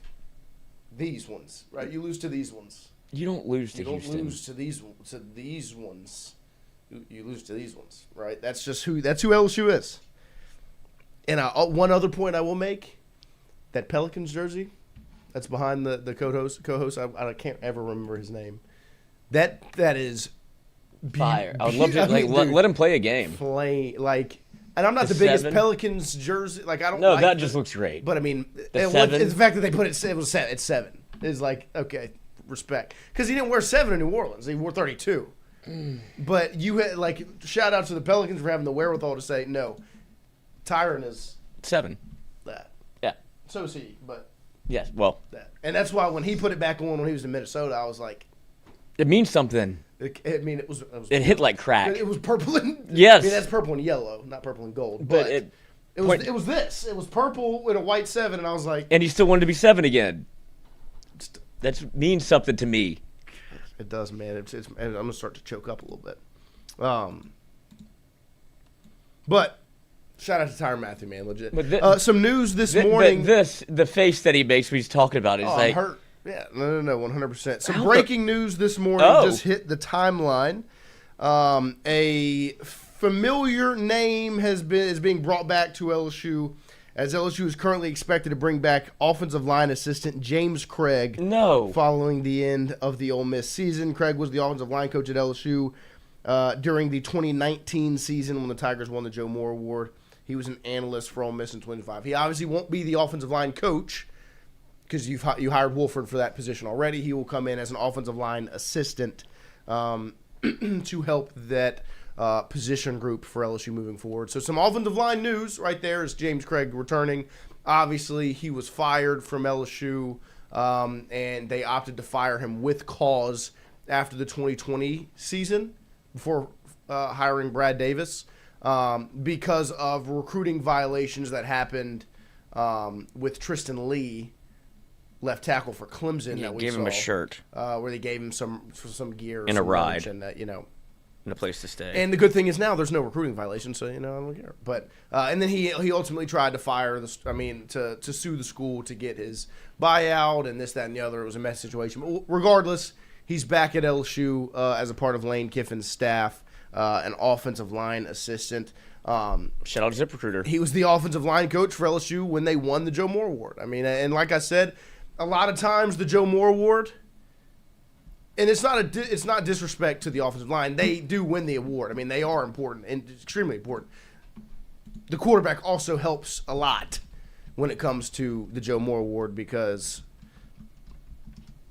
if the quarterback can manipulate the pocket, scramble, get out, not get sacked, that makes your numbers look a whole lot better. So obviously that's a hiring back to LSU. James Craig, someone that has experience in the state, recruiting that position. And had obviously done it at a good job when you think of that 2019 line with Sadiq Charles, Lloyd Cushenberry, Damian Lewis, Adrian McGee. I mean, those are guys that put together NFL careers. Lloyd Cushenberry, I watched him on Saturday, the starting center for the Tennessee Titans against the Saints. So, and there's Big Cushion, 18. I love that he practiced in the 18 jersey. It was the best. Couldn't play in it. Had to opt for the patch. But practicing every time, just like Will always practiced in the 7 jersey. Great, that's a great photograph. I mean, it's the highest. Big Deculus. DeCalculus? Adrian McGee right there. I think Deculus is a starting tackle for the Chargers now. So, obviously, you're still seeing this line that was obviously so good for LSU. That Joe Moore Award is massive. You see how big that trophy is? It's huge. So, James Craig headed back to LSU, obviously, the offensive line coach for that group right there. Will come back as an offensive line assistant in the position room right now with the biggest question marks. Where you've lost 6 to the portal, you don't know who you're going to bring in, what it's going to look like. It needs to completely grow and improve moving forward to 2026. I guess it can't be worse, right? It can't be. Nope. I just don't like the way – it was a very messy divorce at the end of it. And it just, I never. But at that time, everything was what wasn't messy. Yes. When you think is that I think that's what I've brought myself back to is was that messy? Yes. I'm not going to hold it against James Craig because I just got there. Everything was. Not necessarily. If you think of the timeline of when that firing and the things happened, it was from 2020 to 2021 where you're firing Bo Pelini and you're doing all because, quite literally, a mess. It was a mess, right? You started that 2021 season off with a backwards pass against UCLA, which Lloyd still thinks could have been caught. I watched it the other day. Did you? Not still. It wasn't the worst result. No, it was an incomplete pass. It was just I vividly remember sitting. Well, look who his dad is, Big Bad Brad. Sitting and they watching. Just trick plays all the time. If he completes it, it's the highlight of the year. Right. If he throws an interception, low light of the year. Very true. But it was very close to being completed. Closer than people think. I like the idea. Of course you do. Ultimately in the grand scheme. The grand scheme of that season, it wouldn't have mattered. He lost that game regardless. If it gets picked off, it's like that's what you look like. This is what they were doing. Yeah. Instead, it was. But it's still. If they complete that, maybe playoff. No. He gets to play again. Do what? I think he's got another year of eligibility. He does. Everybody's got another year of eligibility except for Trinidad Chambliss. Which is unbelievable. I don't know how any of these things work. Well, no. Now you have the NCAA. They woke up. Yeah, for some reason they've decided, you know what, I'm gonna start doing this again. Well, it's because there was a call to arms by one of the papal states. But one of the questions I do want to ask you, where would you rank this slate of football games for the college football playoff? If you were to rank them 1 through 4, what would they? Where would they sit from your excitement standpoint? Illinois, Montana State. Yeah. Nope. Oh. Tonight, Miami, Ohio State, and then tomorrow, Oregon, Texas Tech, Alabama, Indiana, Ole Miss, Georgia. The game I'm most excited for is Georgia Ole Miss. Just because of all of it. Not Oh, really yeah, I just think the that's format, everybody. All of it, right? I think that's the biggest talking point is because of the what's going on. Right. And I right. think that does make it bear more weight. But I don't think it'll be the best game. I think Oregon Texas Tech is probably the best game on this slate. The best game. But I'm more interested in Ole Miss Georgia just because I am. But what game are you the least interested in? I would say tonight. Miami, Ohio State. Now, I'm happy it's a standalone game because, I'm going to watch it. I'm going to watch it. Right, I'm going to tune in. And it could, like I said, Miami's one of those teams that could be, can be dangerous on any given night. They've got the front seven. If Carson Beck doesn't give you a stinker, you can compete, right? And I don't think Julian Sayan's that good. Like, I think these are two teams that are kind of similar to one another where Miami's real good on defense.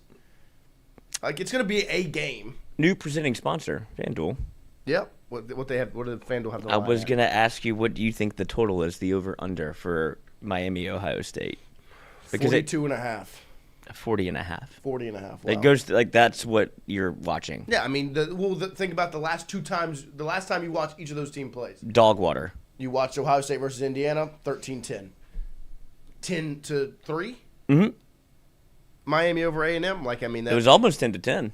Shout out to our sponsor, FanDuel, with the lines there. But yeah, college football playoff quarterfinals, 40.5, and Ohio State's favored by 9.5, which essentially would mean they think that it's a 2-possession game, a 24-14 win.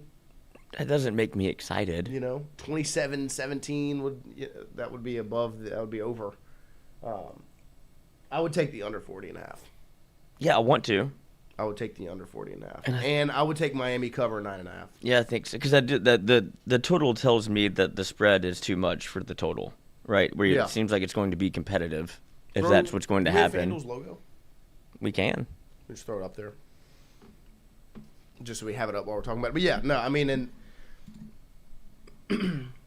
I just 9.5 is a lot of points. Certainly.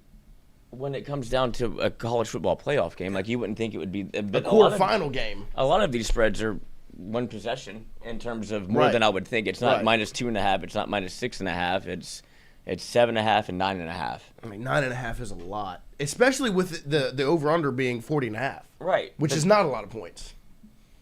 But then if you did take Miami, and then it's. I mean, because it's 21-3. You're like, yeah, I could have seen that too. Because they're not. I don't know how they score. I guess that Ohio State defense is legitimate. I'll change my mind on Miami covering. I have Ohio State covering and the under hitting. Give me 20-10. Ohio State wins. Yes, they're still under. Still under, and they cover the 9.5. I've got Ohio State 20, Miami 10. Ohio State covers. And the under hits. Tonight, let me know in the chat what y'all are thinking. Hunter Hall, I think Miami can win this. Wow. Miami's going to control this game at the line of scrimmage on both sides. Interesting. What are y'all thinking? Miami, Ohio State. Ohio State favored by 9.5 with the over-under at 40.5. If you parlay the under and Ohio State minus 9.5, that is plus 267, 10 to win, $26.80 there on FanDuel. Same game parlay, 10 to win, $26.80. Ohio State covering 9.5 points and the under of 40.5 hitting. That's what I have for tonight's game. Lloyd, do you tend to agree or disagree? What would be your bet tonight? My bet tonight. Ohio State and the University of Miami. The U. Courtesy of FanDuel. There you go. Courtesy of FanDuel. Shout out to FanDuel. I would have to think of 9.5 is a lot of points. I agree. I would like to tease it. Of course. Because that does get you to. I just don't have any faith in Carson Beck. I get that. And what they did they do have some. I think if you're Ohio State and you saw the last game they played, whenever you're facing Miami, where it was just so hard for them to get anything moving offensively. No, I'm talking about Miami. When you watch them play Texas A&M, you're just like, okay. Yeah, I mean, they ran like 30 plays on offense. Like their defense is good, and that's what makes me go under. So is Ohio State. And Ohio State's defense has been really good when you have Matt Patricia, a former NFL defensive coordinator and head coach and Super Bowl winner, and it gets to look at college football. It's pretty easy whenever I have the best roster in the country. They got Caleb Downs back there. And yeah, so I think Caleb Downs versus Carson Beck. Guess where I'm leaning? Caleb Downs is a player. So do you have Ohio State covering? Yes, and the under. So but I'd like to tease at 6.5 and get it to 3.5 or 3, and then get it to 46.5, and you feel great. There it is. Me and Lloyd have both locked it in. Ohio State covering 9.5 points and the under of 40.5. Is Diego Pavia playing today? Is he playing today? I'm sure. He sure is. At 11 a.m., Iowa versus Vanderbilt. Vandy favored by 3.5 points there on FanDuel, with the over-under at 46.5. Versus Iowa? 46.5? That's what's confusing. I mean, I feel like that's got to be. That feels like a rat line. Yeah, it does. 46.5 points versus Iowa. Look at Ohio State minus 2.5, under 46. 10 to win 8. I move the lines. Yeah, obviously. But I'll do it. If I give you $10 and you give me 18 back, that feels like a win. Fair enough, Lloyd. See, if I were gonna tease it, I would tease both down. Ohio State to like 13.5. No, I'd tease it like to Ohio State by 6.5, and then over under 37.5. I guess I could have moved it that way. I think it's going to be dog water. Not a high scoring affair. I just don't. At all.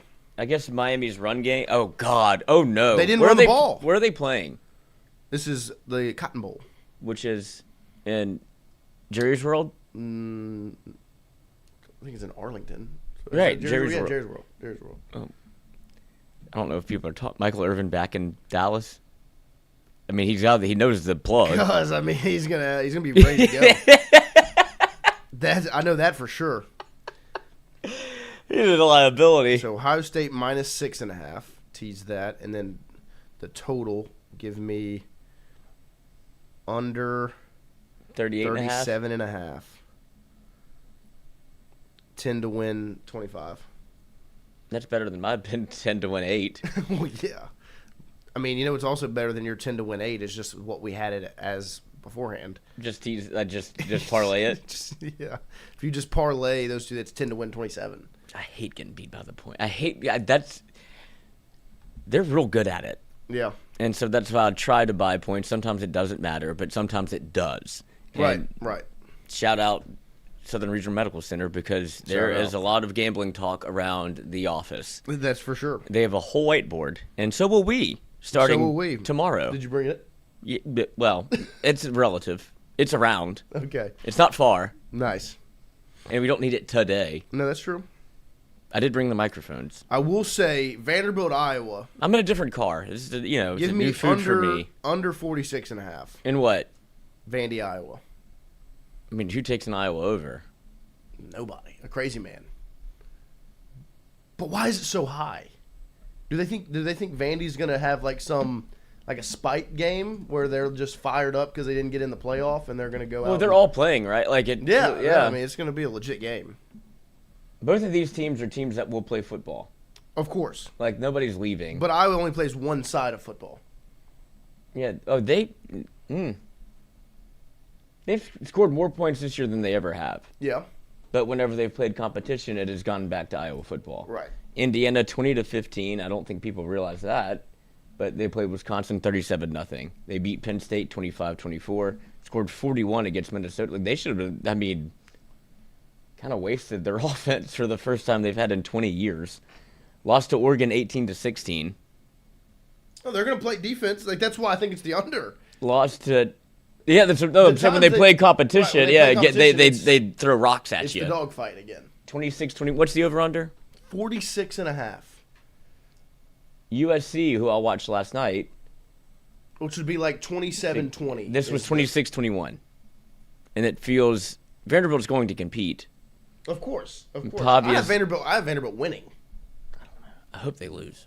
So tired. I want Pavia to go out on just the biggest stinker. The other game today, 11 a.m. We get to just start it. Yeah, and then you have Michigan, Texas in the Cheez-It Bowl, I believe.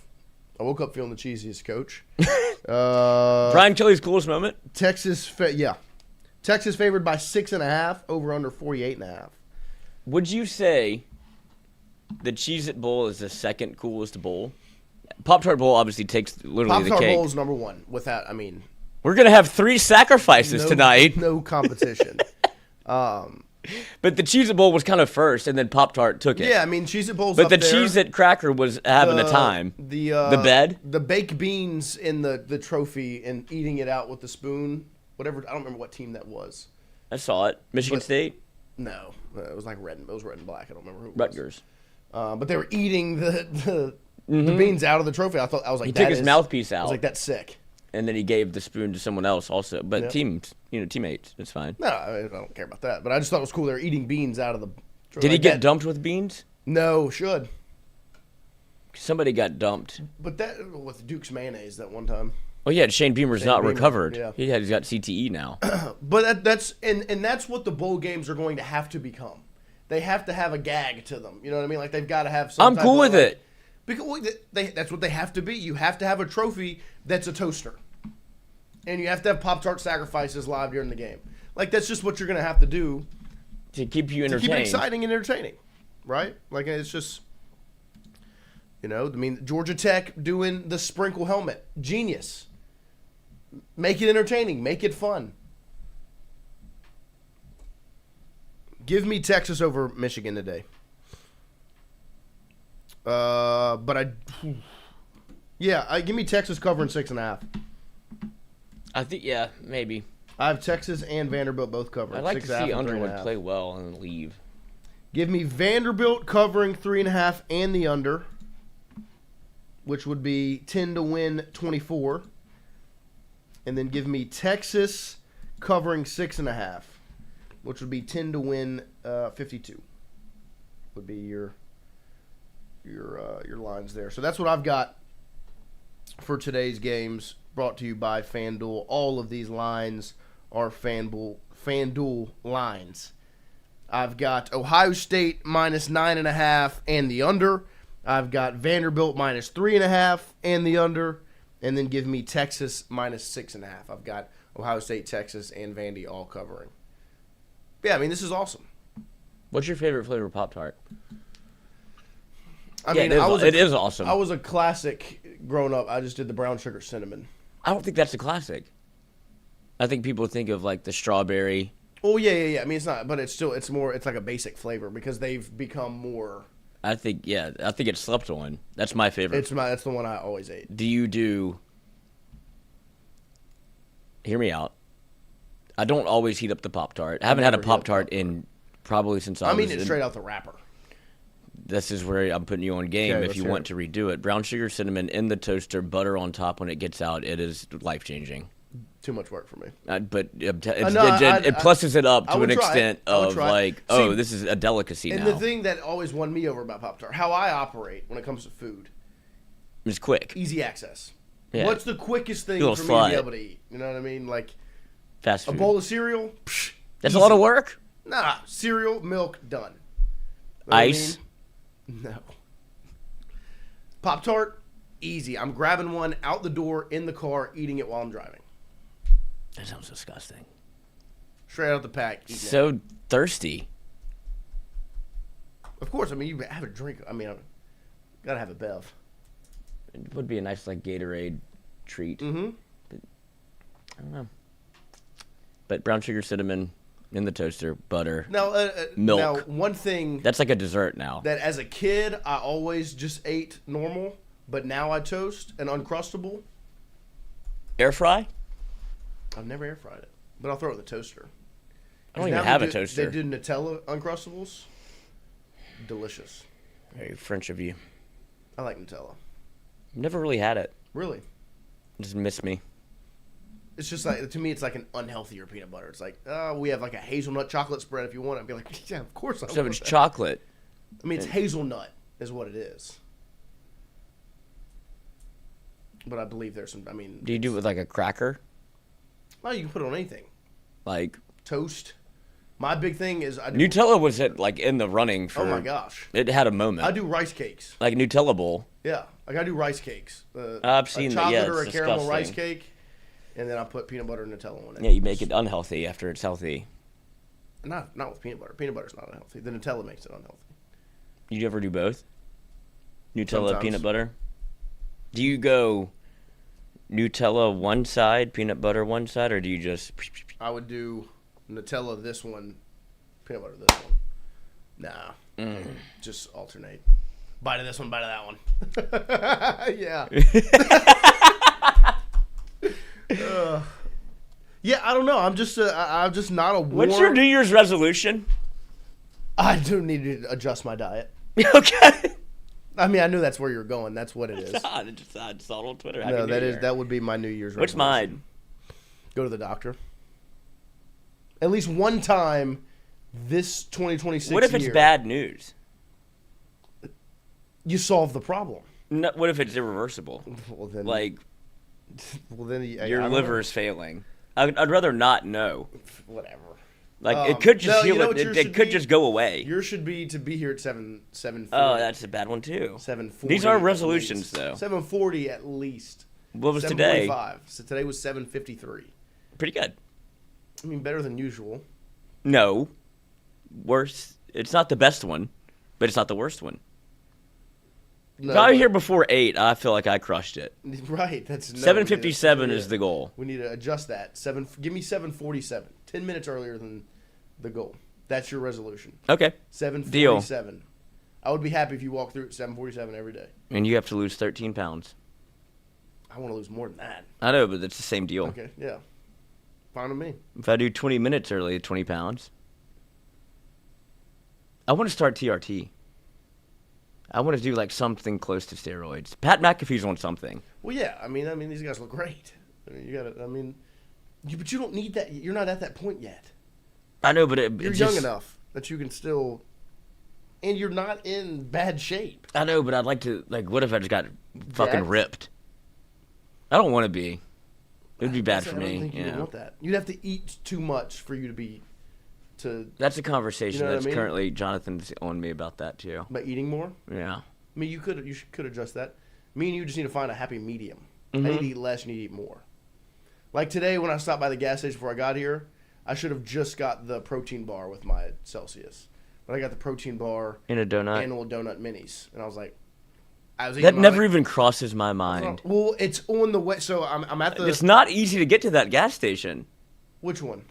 Which one do you go to? Well, today I went to a different one today, but usually it's the Circle K. Circle K. I don't run into a gas station. Well, because I go from a different way than you. I know. I come from Oak Villa, Lobdell, and I cross pass through. I go past Town Center to take a ride on Corporate. Okay. And there's a gas station right across from Town Center right here. It's the Circle K. And you have time to spare. I get here with time. You know what I mean? I'm stopping at that gas station. Oh. Gas station at 7:15. Pump me up. At 7:15. You know. That's crazy. And so then I get the protein bar. I get the Celsius. I'm walking. I guess you're probably more relaxed than I am whenever I'm driving over here. I'm stressing a little bit. I love it. The register and Little Debbie donuts, and I'm like, or Hostess little donuts, and I'm like, shoot. I'm eating them, and I'm like, I didn't need to get these. No, you shouldn't have those in the morning. And so that's where I was like, that doesn't even. It's not even in my. Of course not. That's my adjustment. Is it the little white ones, the powdered sugar? Not powdered sugar, no. Too messy. Yeah, but they're good. Yeah, they are. They have like little cake donut one. I like a cake donut, a glazed cake donut. So you're having dessert for breakfast? Yeah. When you don't have and a protein. Don't have to, and a protein, even it out, you know. And a Celsius. Your stomach has got to be. doing whatever it's doing. It's doing all right. It's just fine. I had. Our Noah's apartment would have 2 camping chairs, a microwave, and a mattress on the ground. Wait, say that again? Noah's apartment would have 2 camping chairs, a microwave, and a mattress on the ground. Hell yeah. That's what I don't understand when people are like they'll post it on Twitter, like it's like this is all boys need. It's like absolutely a camping chair, a TV, an Xbox or PlayStation, and a bed on the ground, and you would never have to worry about me. I don't even need a microwave. Never, no concerns at all. Like I had for dinner last night. What'd you have? A quarter of a Jersey Mike sandwich from like 3 days ago. But I did put it in the skillet. For dinner last night, I had spaghetti. See, I just can't make myself do it. It's good. Green beans. I know, I just feel like spaghetti's bad for you. I had 3 meatballs, so it was protein packed. Red sauce? Of course. It's not spaghetti if there's no red sauce. It could be a Swedish meatball. Because then you have the different I don't sauce. know what a Swedish meatball is. Oh, it's like the cream sauce. Nah. It's not good. Not better. Mm-mm. A good meatball. I mean, I love spaghetti. Yeah, it's great. I love butter noodles. But I just feel guilty eating it. Kenny Malala, no, what's your favorite Celsius? No free advertising, but I guess some. Celsius, reach out if you'd like. That would be great. great. I do a retro vibe. It is sparkling sherbet slush. Red Bull, reach out, please. That's what I usually have in the morning. One thing I did want to do as we close out this morning, because this is the last show of 2025, which is crazy enough. And it is funny, when you look back at this year, right? This is the year of the Tingle. inception of Tingle & Co., right? 2025 is when this thing began. And it's felt like 5 years. And it's also felt like 5 days. But it's just been 1, right? We started Tingle & Co. in, June 1 was the first show standalone on this channel of 2025. When you really look back at 2025 and the journey it's been, we've done watch parties for football games and basketball games. Baseball. We've done it all. Made a trip to Omaha. LSU won a national championship in 2025. That was baseball. nice. Witnessed that. That's the highlight of 2025. Absolutely. I did the show from the Bahamas, where I'm sitting in the lobby. We made things work. I was in Colorado. We did a show. You went to Paris. And did a show. You went to London. Yeah, went to London and hopped on the show. Hopped on the show. I mean, it's been quite the year 2025, and I just wanted to say, as we close out this year, my gratitude and my thanks. Yes. Because it has been a roller coaster of a year, but I can 1,000%, I think Lloyd could agree with this, look back and just am so appreciative and grateful, just beyond blessed with the fact that we were able to do this and enjoy this job, this career, this channel, doing this, the way it's grown. Ending the year, we started with a goal of hitting 10,000 subscribers before football season kicked off, and we're at 11,300 now, which is...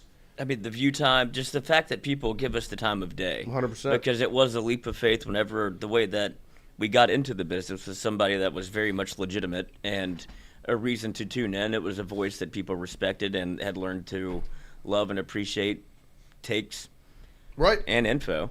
And then to take the leap of faith and follow us on our own journey of, I'll ask myself every day why. Right. But I don't know what else I would do, so that's why, despite the fact that I get here at 7:57, it is pretty much the only thing I think about.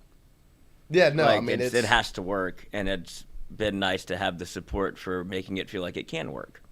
100%. All the people that have made 2025 special for Tingle & Co. are sitting right here in this chat. We appreciate you guys that have just supported us through all of this, made the jump over here with us, and just stuck around.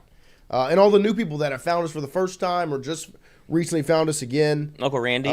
We appreciate all of you. Y'all are literally the best chat in the world. Mm-hmm. The fact that there's a jersey sitting right here in this chair that literally is only came about because of y'all's idea and y'all's support and making it happen. right? And we've got a signature on there from one of the viewers, loyal chat member, making their way to Golf Suites to sign it. Shout out to Raging Poon. Poon.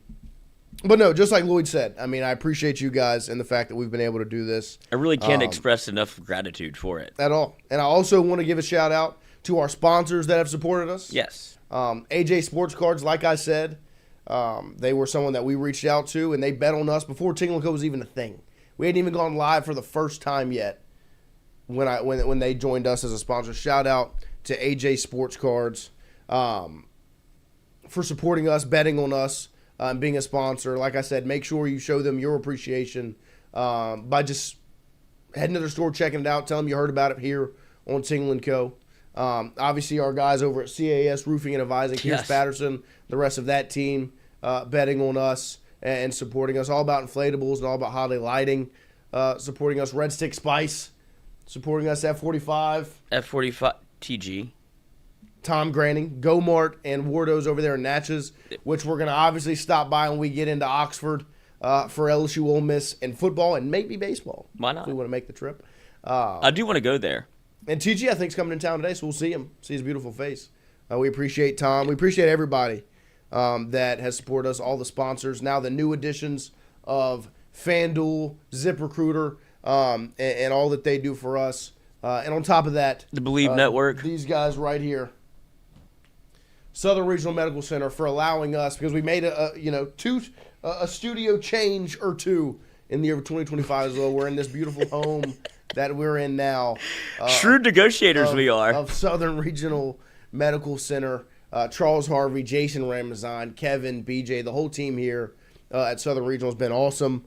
We appreciate their support, their commentary, and just the people they are. They've been great to us. It's a perfect bow to put on the year. And yesterday, it's been very fun this past year of 2025, and really, the next thing is looking ahead to 2026. Man, I cannot wait for what that year has in store for us, for you guys, for everyone involved. And when we sit right here, because we'll be right here at this studio, we're not changing studios again. No. Sitting right here on December 31st, 2026, and looking back at that year, this year that's about to pop off. It's going to be a special one. So I suggest you lock in, you subscribe if you're not already subscribed. You tell your friends and family and your friends and your friends and your family and your friends. And just a stranger on the street, they should subscribe. They should tune in. If they love LSU, if they love sports, if they love idiots, subscribe to Tingle & Co. for what this next year has in store. Let's connect athletically. Let's connect athletically. Let's end 2025 going 13 for 13. And then we'll start 2026 with all of you. We'll start for 24 hours. A one-of-a-kind stream, that's for sure. Yes, that we'll do once a week. No, we won't. We'll see how well it does. Oh, I think it's going to be electric. I think so as well. Let's connect athletically, as we tend to do to end every show. All right. Let's see here. So we've got Marty Supreme, Happy Gilmore 2, The Smashing Machine.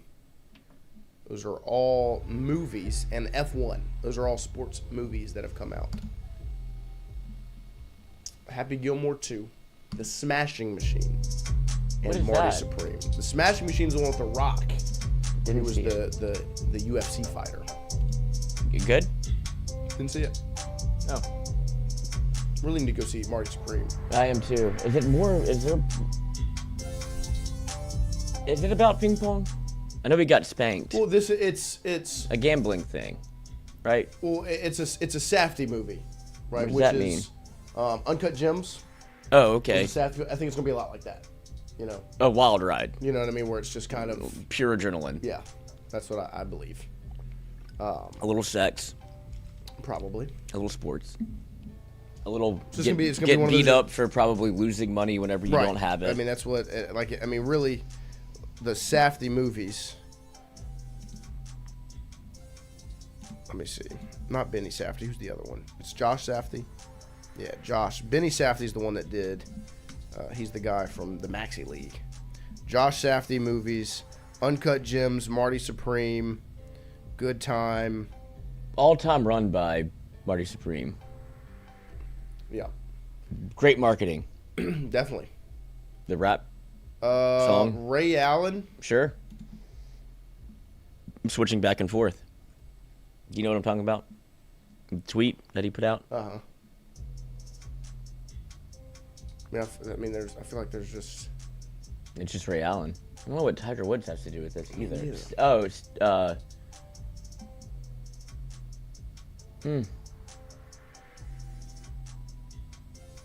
Tiger went to Stanford.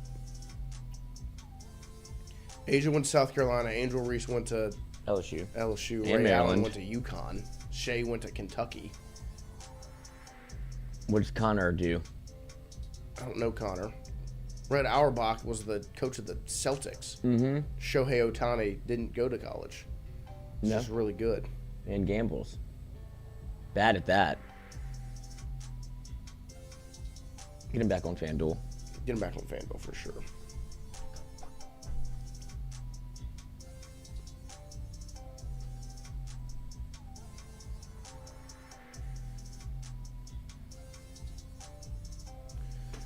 I really don't know what this is going to be. Let's just try the basketball players. Asia, Angel, Shea, Ray. Good. Shouldn't be that easy.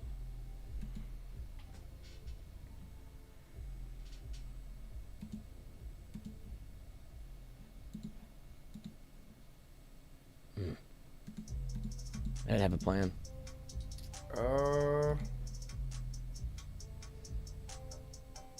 Shea, Connor, Shohei, Asia. Carl Dunn said it. MVPs. Which one? This Asia one? Wilson. What is this one? What a eclectic group. Starts with an MLB team in singular Angels, form. Rays, Reds, and Tigers. That was tough. Good for. That's a good one. Job. That was good by them.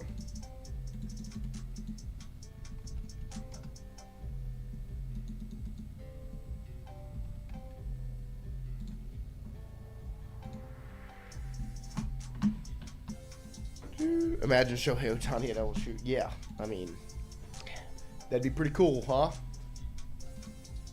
God, I'm real sore today. From? Back in buys yesterday. Get some recovery in it at 45. I do.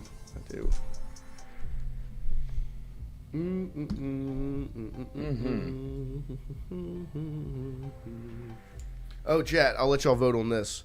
Who had the best or we'll do that later. Never mind. Focus on this, the fact that this is very frightening. It's the dad from Meet the Fockers, isn't it? Yes. I see you, Fokker. I see you. Not that dad. The Dennis, actual Fockers dad. Rain Man, isn't it? Yeah, but I know his name. I just can't think of it. And is that... His name is, shoot.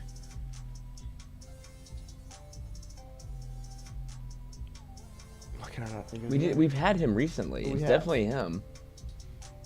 He's Mr. Fokker. He's Rain Man. He's Dustin Hoffman. Dustin That's Hoffman. What his name is. Thank you, Hunter. Or no, Accardo. Thank you. Here's the woman. And then the woman. Hayden Panettiere? Nope. Hillary Duff? Maybe. The first person I thought was Brie Larson. Yeah. Yeah. Kate Blanchett? That's a good guess. Pepper Brooks? Great hair. Seems attractive. You think so? Mm-hmm. Not this version, but a different one. Well, yeah, not this version. Not Dustin Hoffman. I mean, it doesn't look terrible. Dustin Hoffman with extensions. And earrings. And a nice ears. Good chin on Dustin. Mm-hmm. Hillary Clinton. Yeah. Nailed it. Got it. Hillary Clinton young. There's some photos out there where you're like, Bill, how could you? Bill, how could you? Well, considering who he picked. I had a feeling that was coming. Also, Nancy Pelosi beat the stock market again. She ended the year like 15 points above the S&P, which is insane. And it's just so much insider trading, and it doesn't matter. But you can follow her on Twitter, or no free ads, but there is an app that you can get that tracks all of her stock picks. And I did that, and it worked. There you go. Good job. Thank you. I got to make money somehow, and it's usually like this. Kenny says Scarlett Johansson. Again? No. It can't be. We just had her. He's doubling down. Pink? No. I bet it is. Hair's too long. Nothing?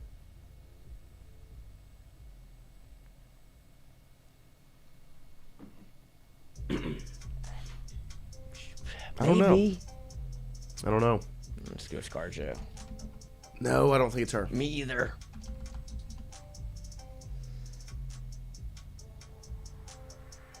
Margot Robbie. Who's the lesbian?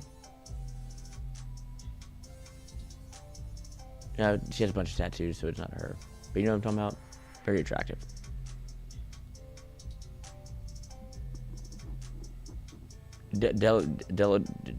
Something like that. Cara something. I don't know. Delevingne. You don't know who that is? Nothing. Oh. Just skip this and go to something else. We've been looking at this face for 3 minutes and 30 seconds.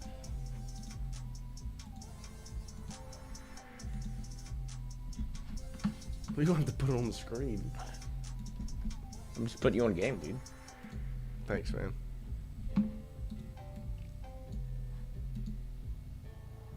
Oh, from Suicide Squad? I don't know. She was like the demon girl. Attractive. Just put your thumb over Dustin's face.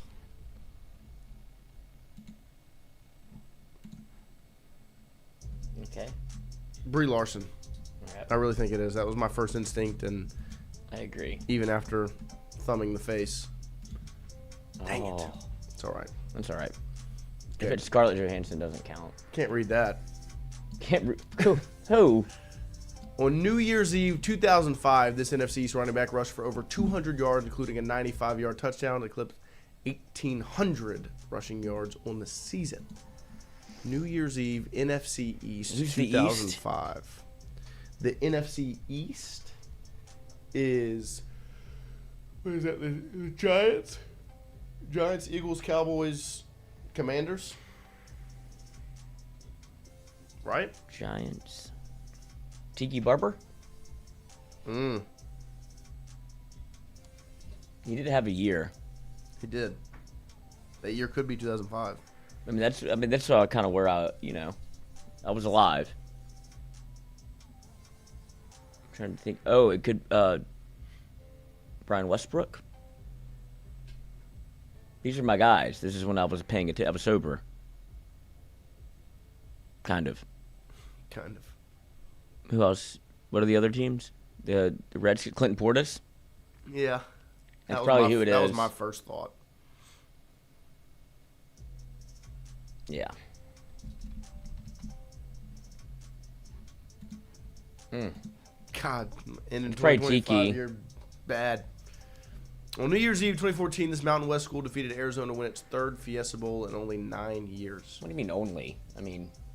Boise State. They're in the Mountain West, and I feel Nevada. like they are always in the Fiesta Bowl. I feel like I would. Arizona. Boise? We're going to go over? We're going to go over, maybe? Yeah. Nice. There it is. There we go. Freshman Josh Okogie scored 26 points to help lead this ACC school get an upset over North Carolina. Josh Okogie, where did he go to school? Louisville? Maybe. Josh Okogie's on the Suns right now. Played for the Timberwolves for a little minute. Where did he go to college? What does he look like? Salt or pepper? Pepper.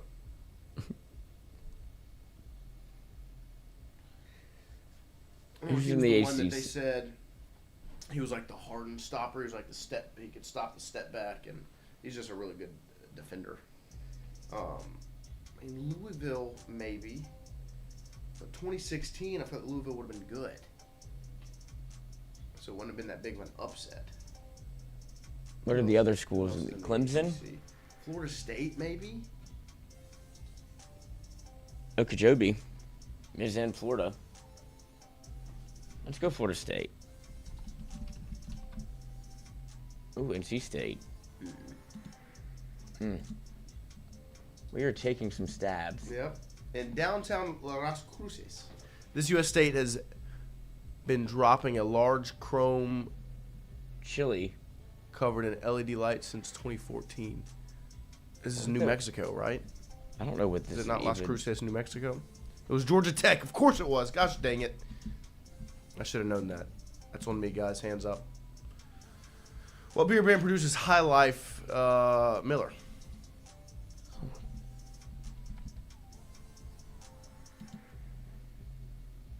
Beer guy.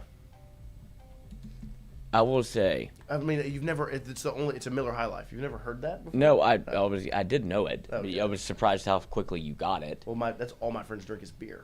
Yeah, but not that one. Yeah, but it's just they drink beer. It's gross. But I will say when I was a beer drinker, occasionally a Miller High Life is delicious. The champagne of beers. It really is. It's good, and it's cheap as shit. Yeah. Since 2007, this man has been on the main host of Dick Clark's New Year's Rockin' Eve. Is it the Andy? No, it's not Andy Dick. He's not doing great. Saw him on the street. I don't know who that is. Former celebrity. Now he did a little crack. Andy Cohen. Is that who it is? I think it is. Anderson Cooper. They yeah. did a little... Which one is it? I think it's Cohen, right? Yeah, he's the one that gets a little drunk and says some things. Always gets drunk. Oh, okay, never mind. Maybe it is Anderson Cooper. It's Ryan Seacrest, of course it is. Oh, sure. I saw him on the fucking commercial. Set between Christmas and New Year's, Dan Aykroyd and Eddie Murphy play a rich and poor man who swap lives. They're subjects of an elaborate bet. Oh, this man. 1983 comedy. I've seen this. This movie's good. Never seen this. Y'all know it in the chat. Barry just announced he's coming back. Oh, dude, give me a second. Don't read that out loud until I've... You're talking about Halle Berry. Is coming back to reprise her role as Catwoman.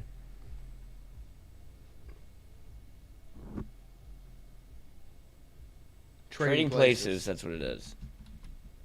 Yeah, I mean, via LouisianaSports.net is where it was first reported. Harlem Berry agrees to return to LSU for sophomore season. Running back Harlem Berry has agreed to return to LSU for his sophomore season. LouisianaSports.net has learned. Terms of his contract were not immediately disclosed, but he is expected to sign the agreement on Wednesday. There was speculation that Berry blah, blah, blah. Let's see.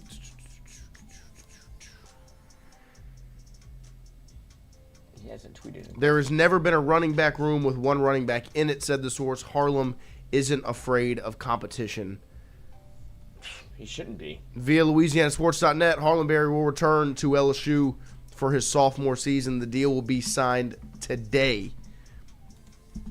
Lane Kiffin, Billy Glasscock, and Kevin Smith. Harlem Berry, via LouisianaSports.net, will return to LSU for his sophomore season. A source confirms to LouisianaSports.net. Thank you, the cat. Shout out Carl the Cat in the chat for bringing that to the attention. But look, I mean, before we get back to this game, this is a massive, huge deal for LSU. I mean, getting Harlem Berry back is absolutely paramount, massive, because one, he was the number one running back in the country coming out of high school. You saw all the flashes. I mean, everything you thought he was, you saw, right? And the potential of losing him in conference was a huge threat. But him and this Lane Kiffin offense is a match made in heaven, right? the skill set that he has, the ability that he has to make plays in the open field, receiving the football out of the backfield, taking handoffs, cutting upfield, all that you saw in a Lane Kiffin offense, the weapon that Harlem Berry is, huge, huge.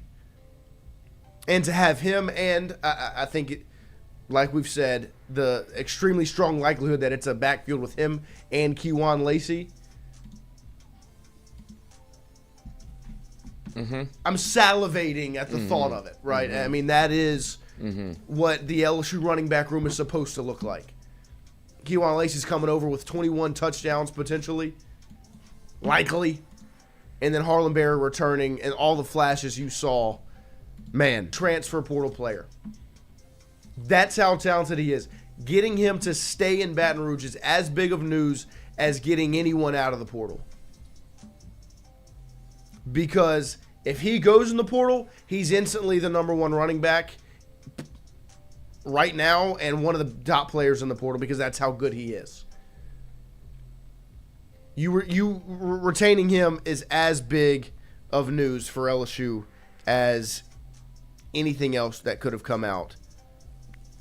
Because it did feel like there was a legitimate possibility because of this was the conversation around Frank, correct? Of course. That's why you wanted to be able to retain Frank because you thought Harlem Berry was going to be. But now, obviously, the conversations that they've had clearly went well between Billy Glasscock, Lane Kiffin, Charlie Weiss, and Kevin Smith. Right.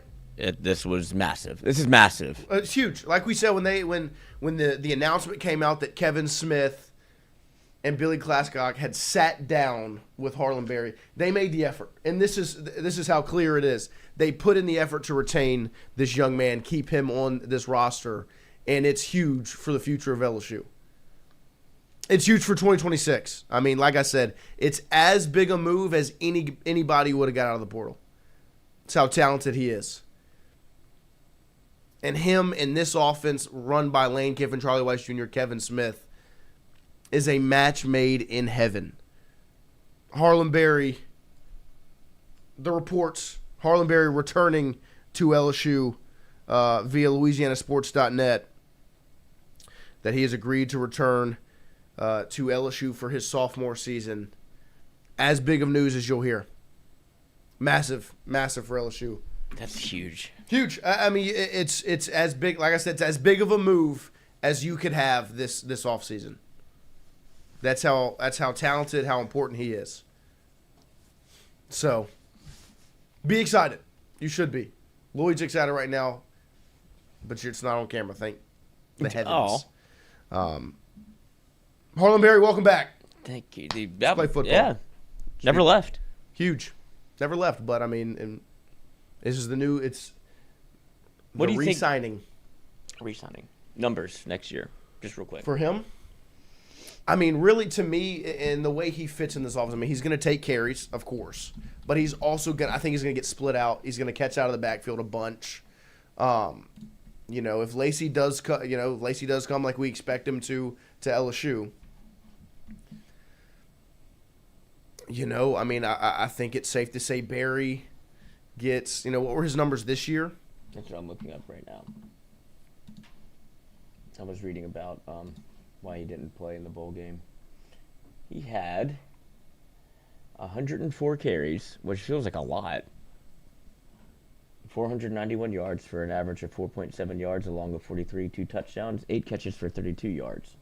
Yeah, it's going to be more catches than that. Yeah. A lot more, I think. And more carries. Right? Yeah, 100%. I mean, I think all those numbers go up. I mean, he started the season as not your number 2 back. Yeah. It was Durham Johnson, where you're 1 and 2. Yeah, he went 1 carry for 1 yard against Clemson. Yep, I mean that's, and when I look at the numbers at Ole Miss, Kewan Lacey had 273 carries, 1,366 yards, and 21 touchdowns. And then you have Chambliss, who has 124 carries, 500 yards, 8 touchdowns. I would say Lacey's Lacey's carries go down a bit. If they're 273 right now, I would say they drop down to 230. and those 43 additional carries, plus, like Logan Diggs and Damian Taylor combined for 29 and 28 carries, I would say Harlem gets – how many carries do you have this year, 100 and something? 104.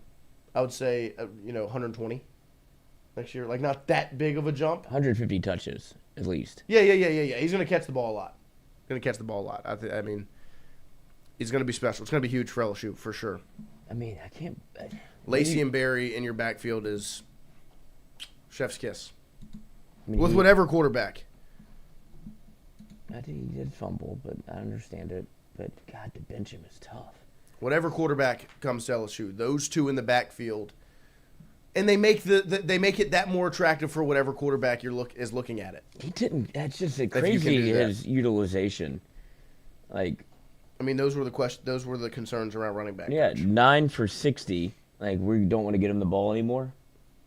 Against Texas A&M, 12 for 66 against Alabama, 11 for 52 against Arkansas. 18 for 80 is what it should be. Yep. Against Western Kentucky. Oklahoma, 14 for 23. That's tough, but you really weren't good. And then 3 for 45 against Houston. And because he fumbled, he didn't play. It's our mantra. It's our creed. It's the ball, the ball, the ball. But it's also a bowl game. Yep. But 3 for 45, that's malfeasance. It's malpractice. And now your focus shifts. You got to get guys to block for him. Yep. Got to get guys to create lanes. Oh.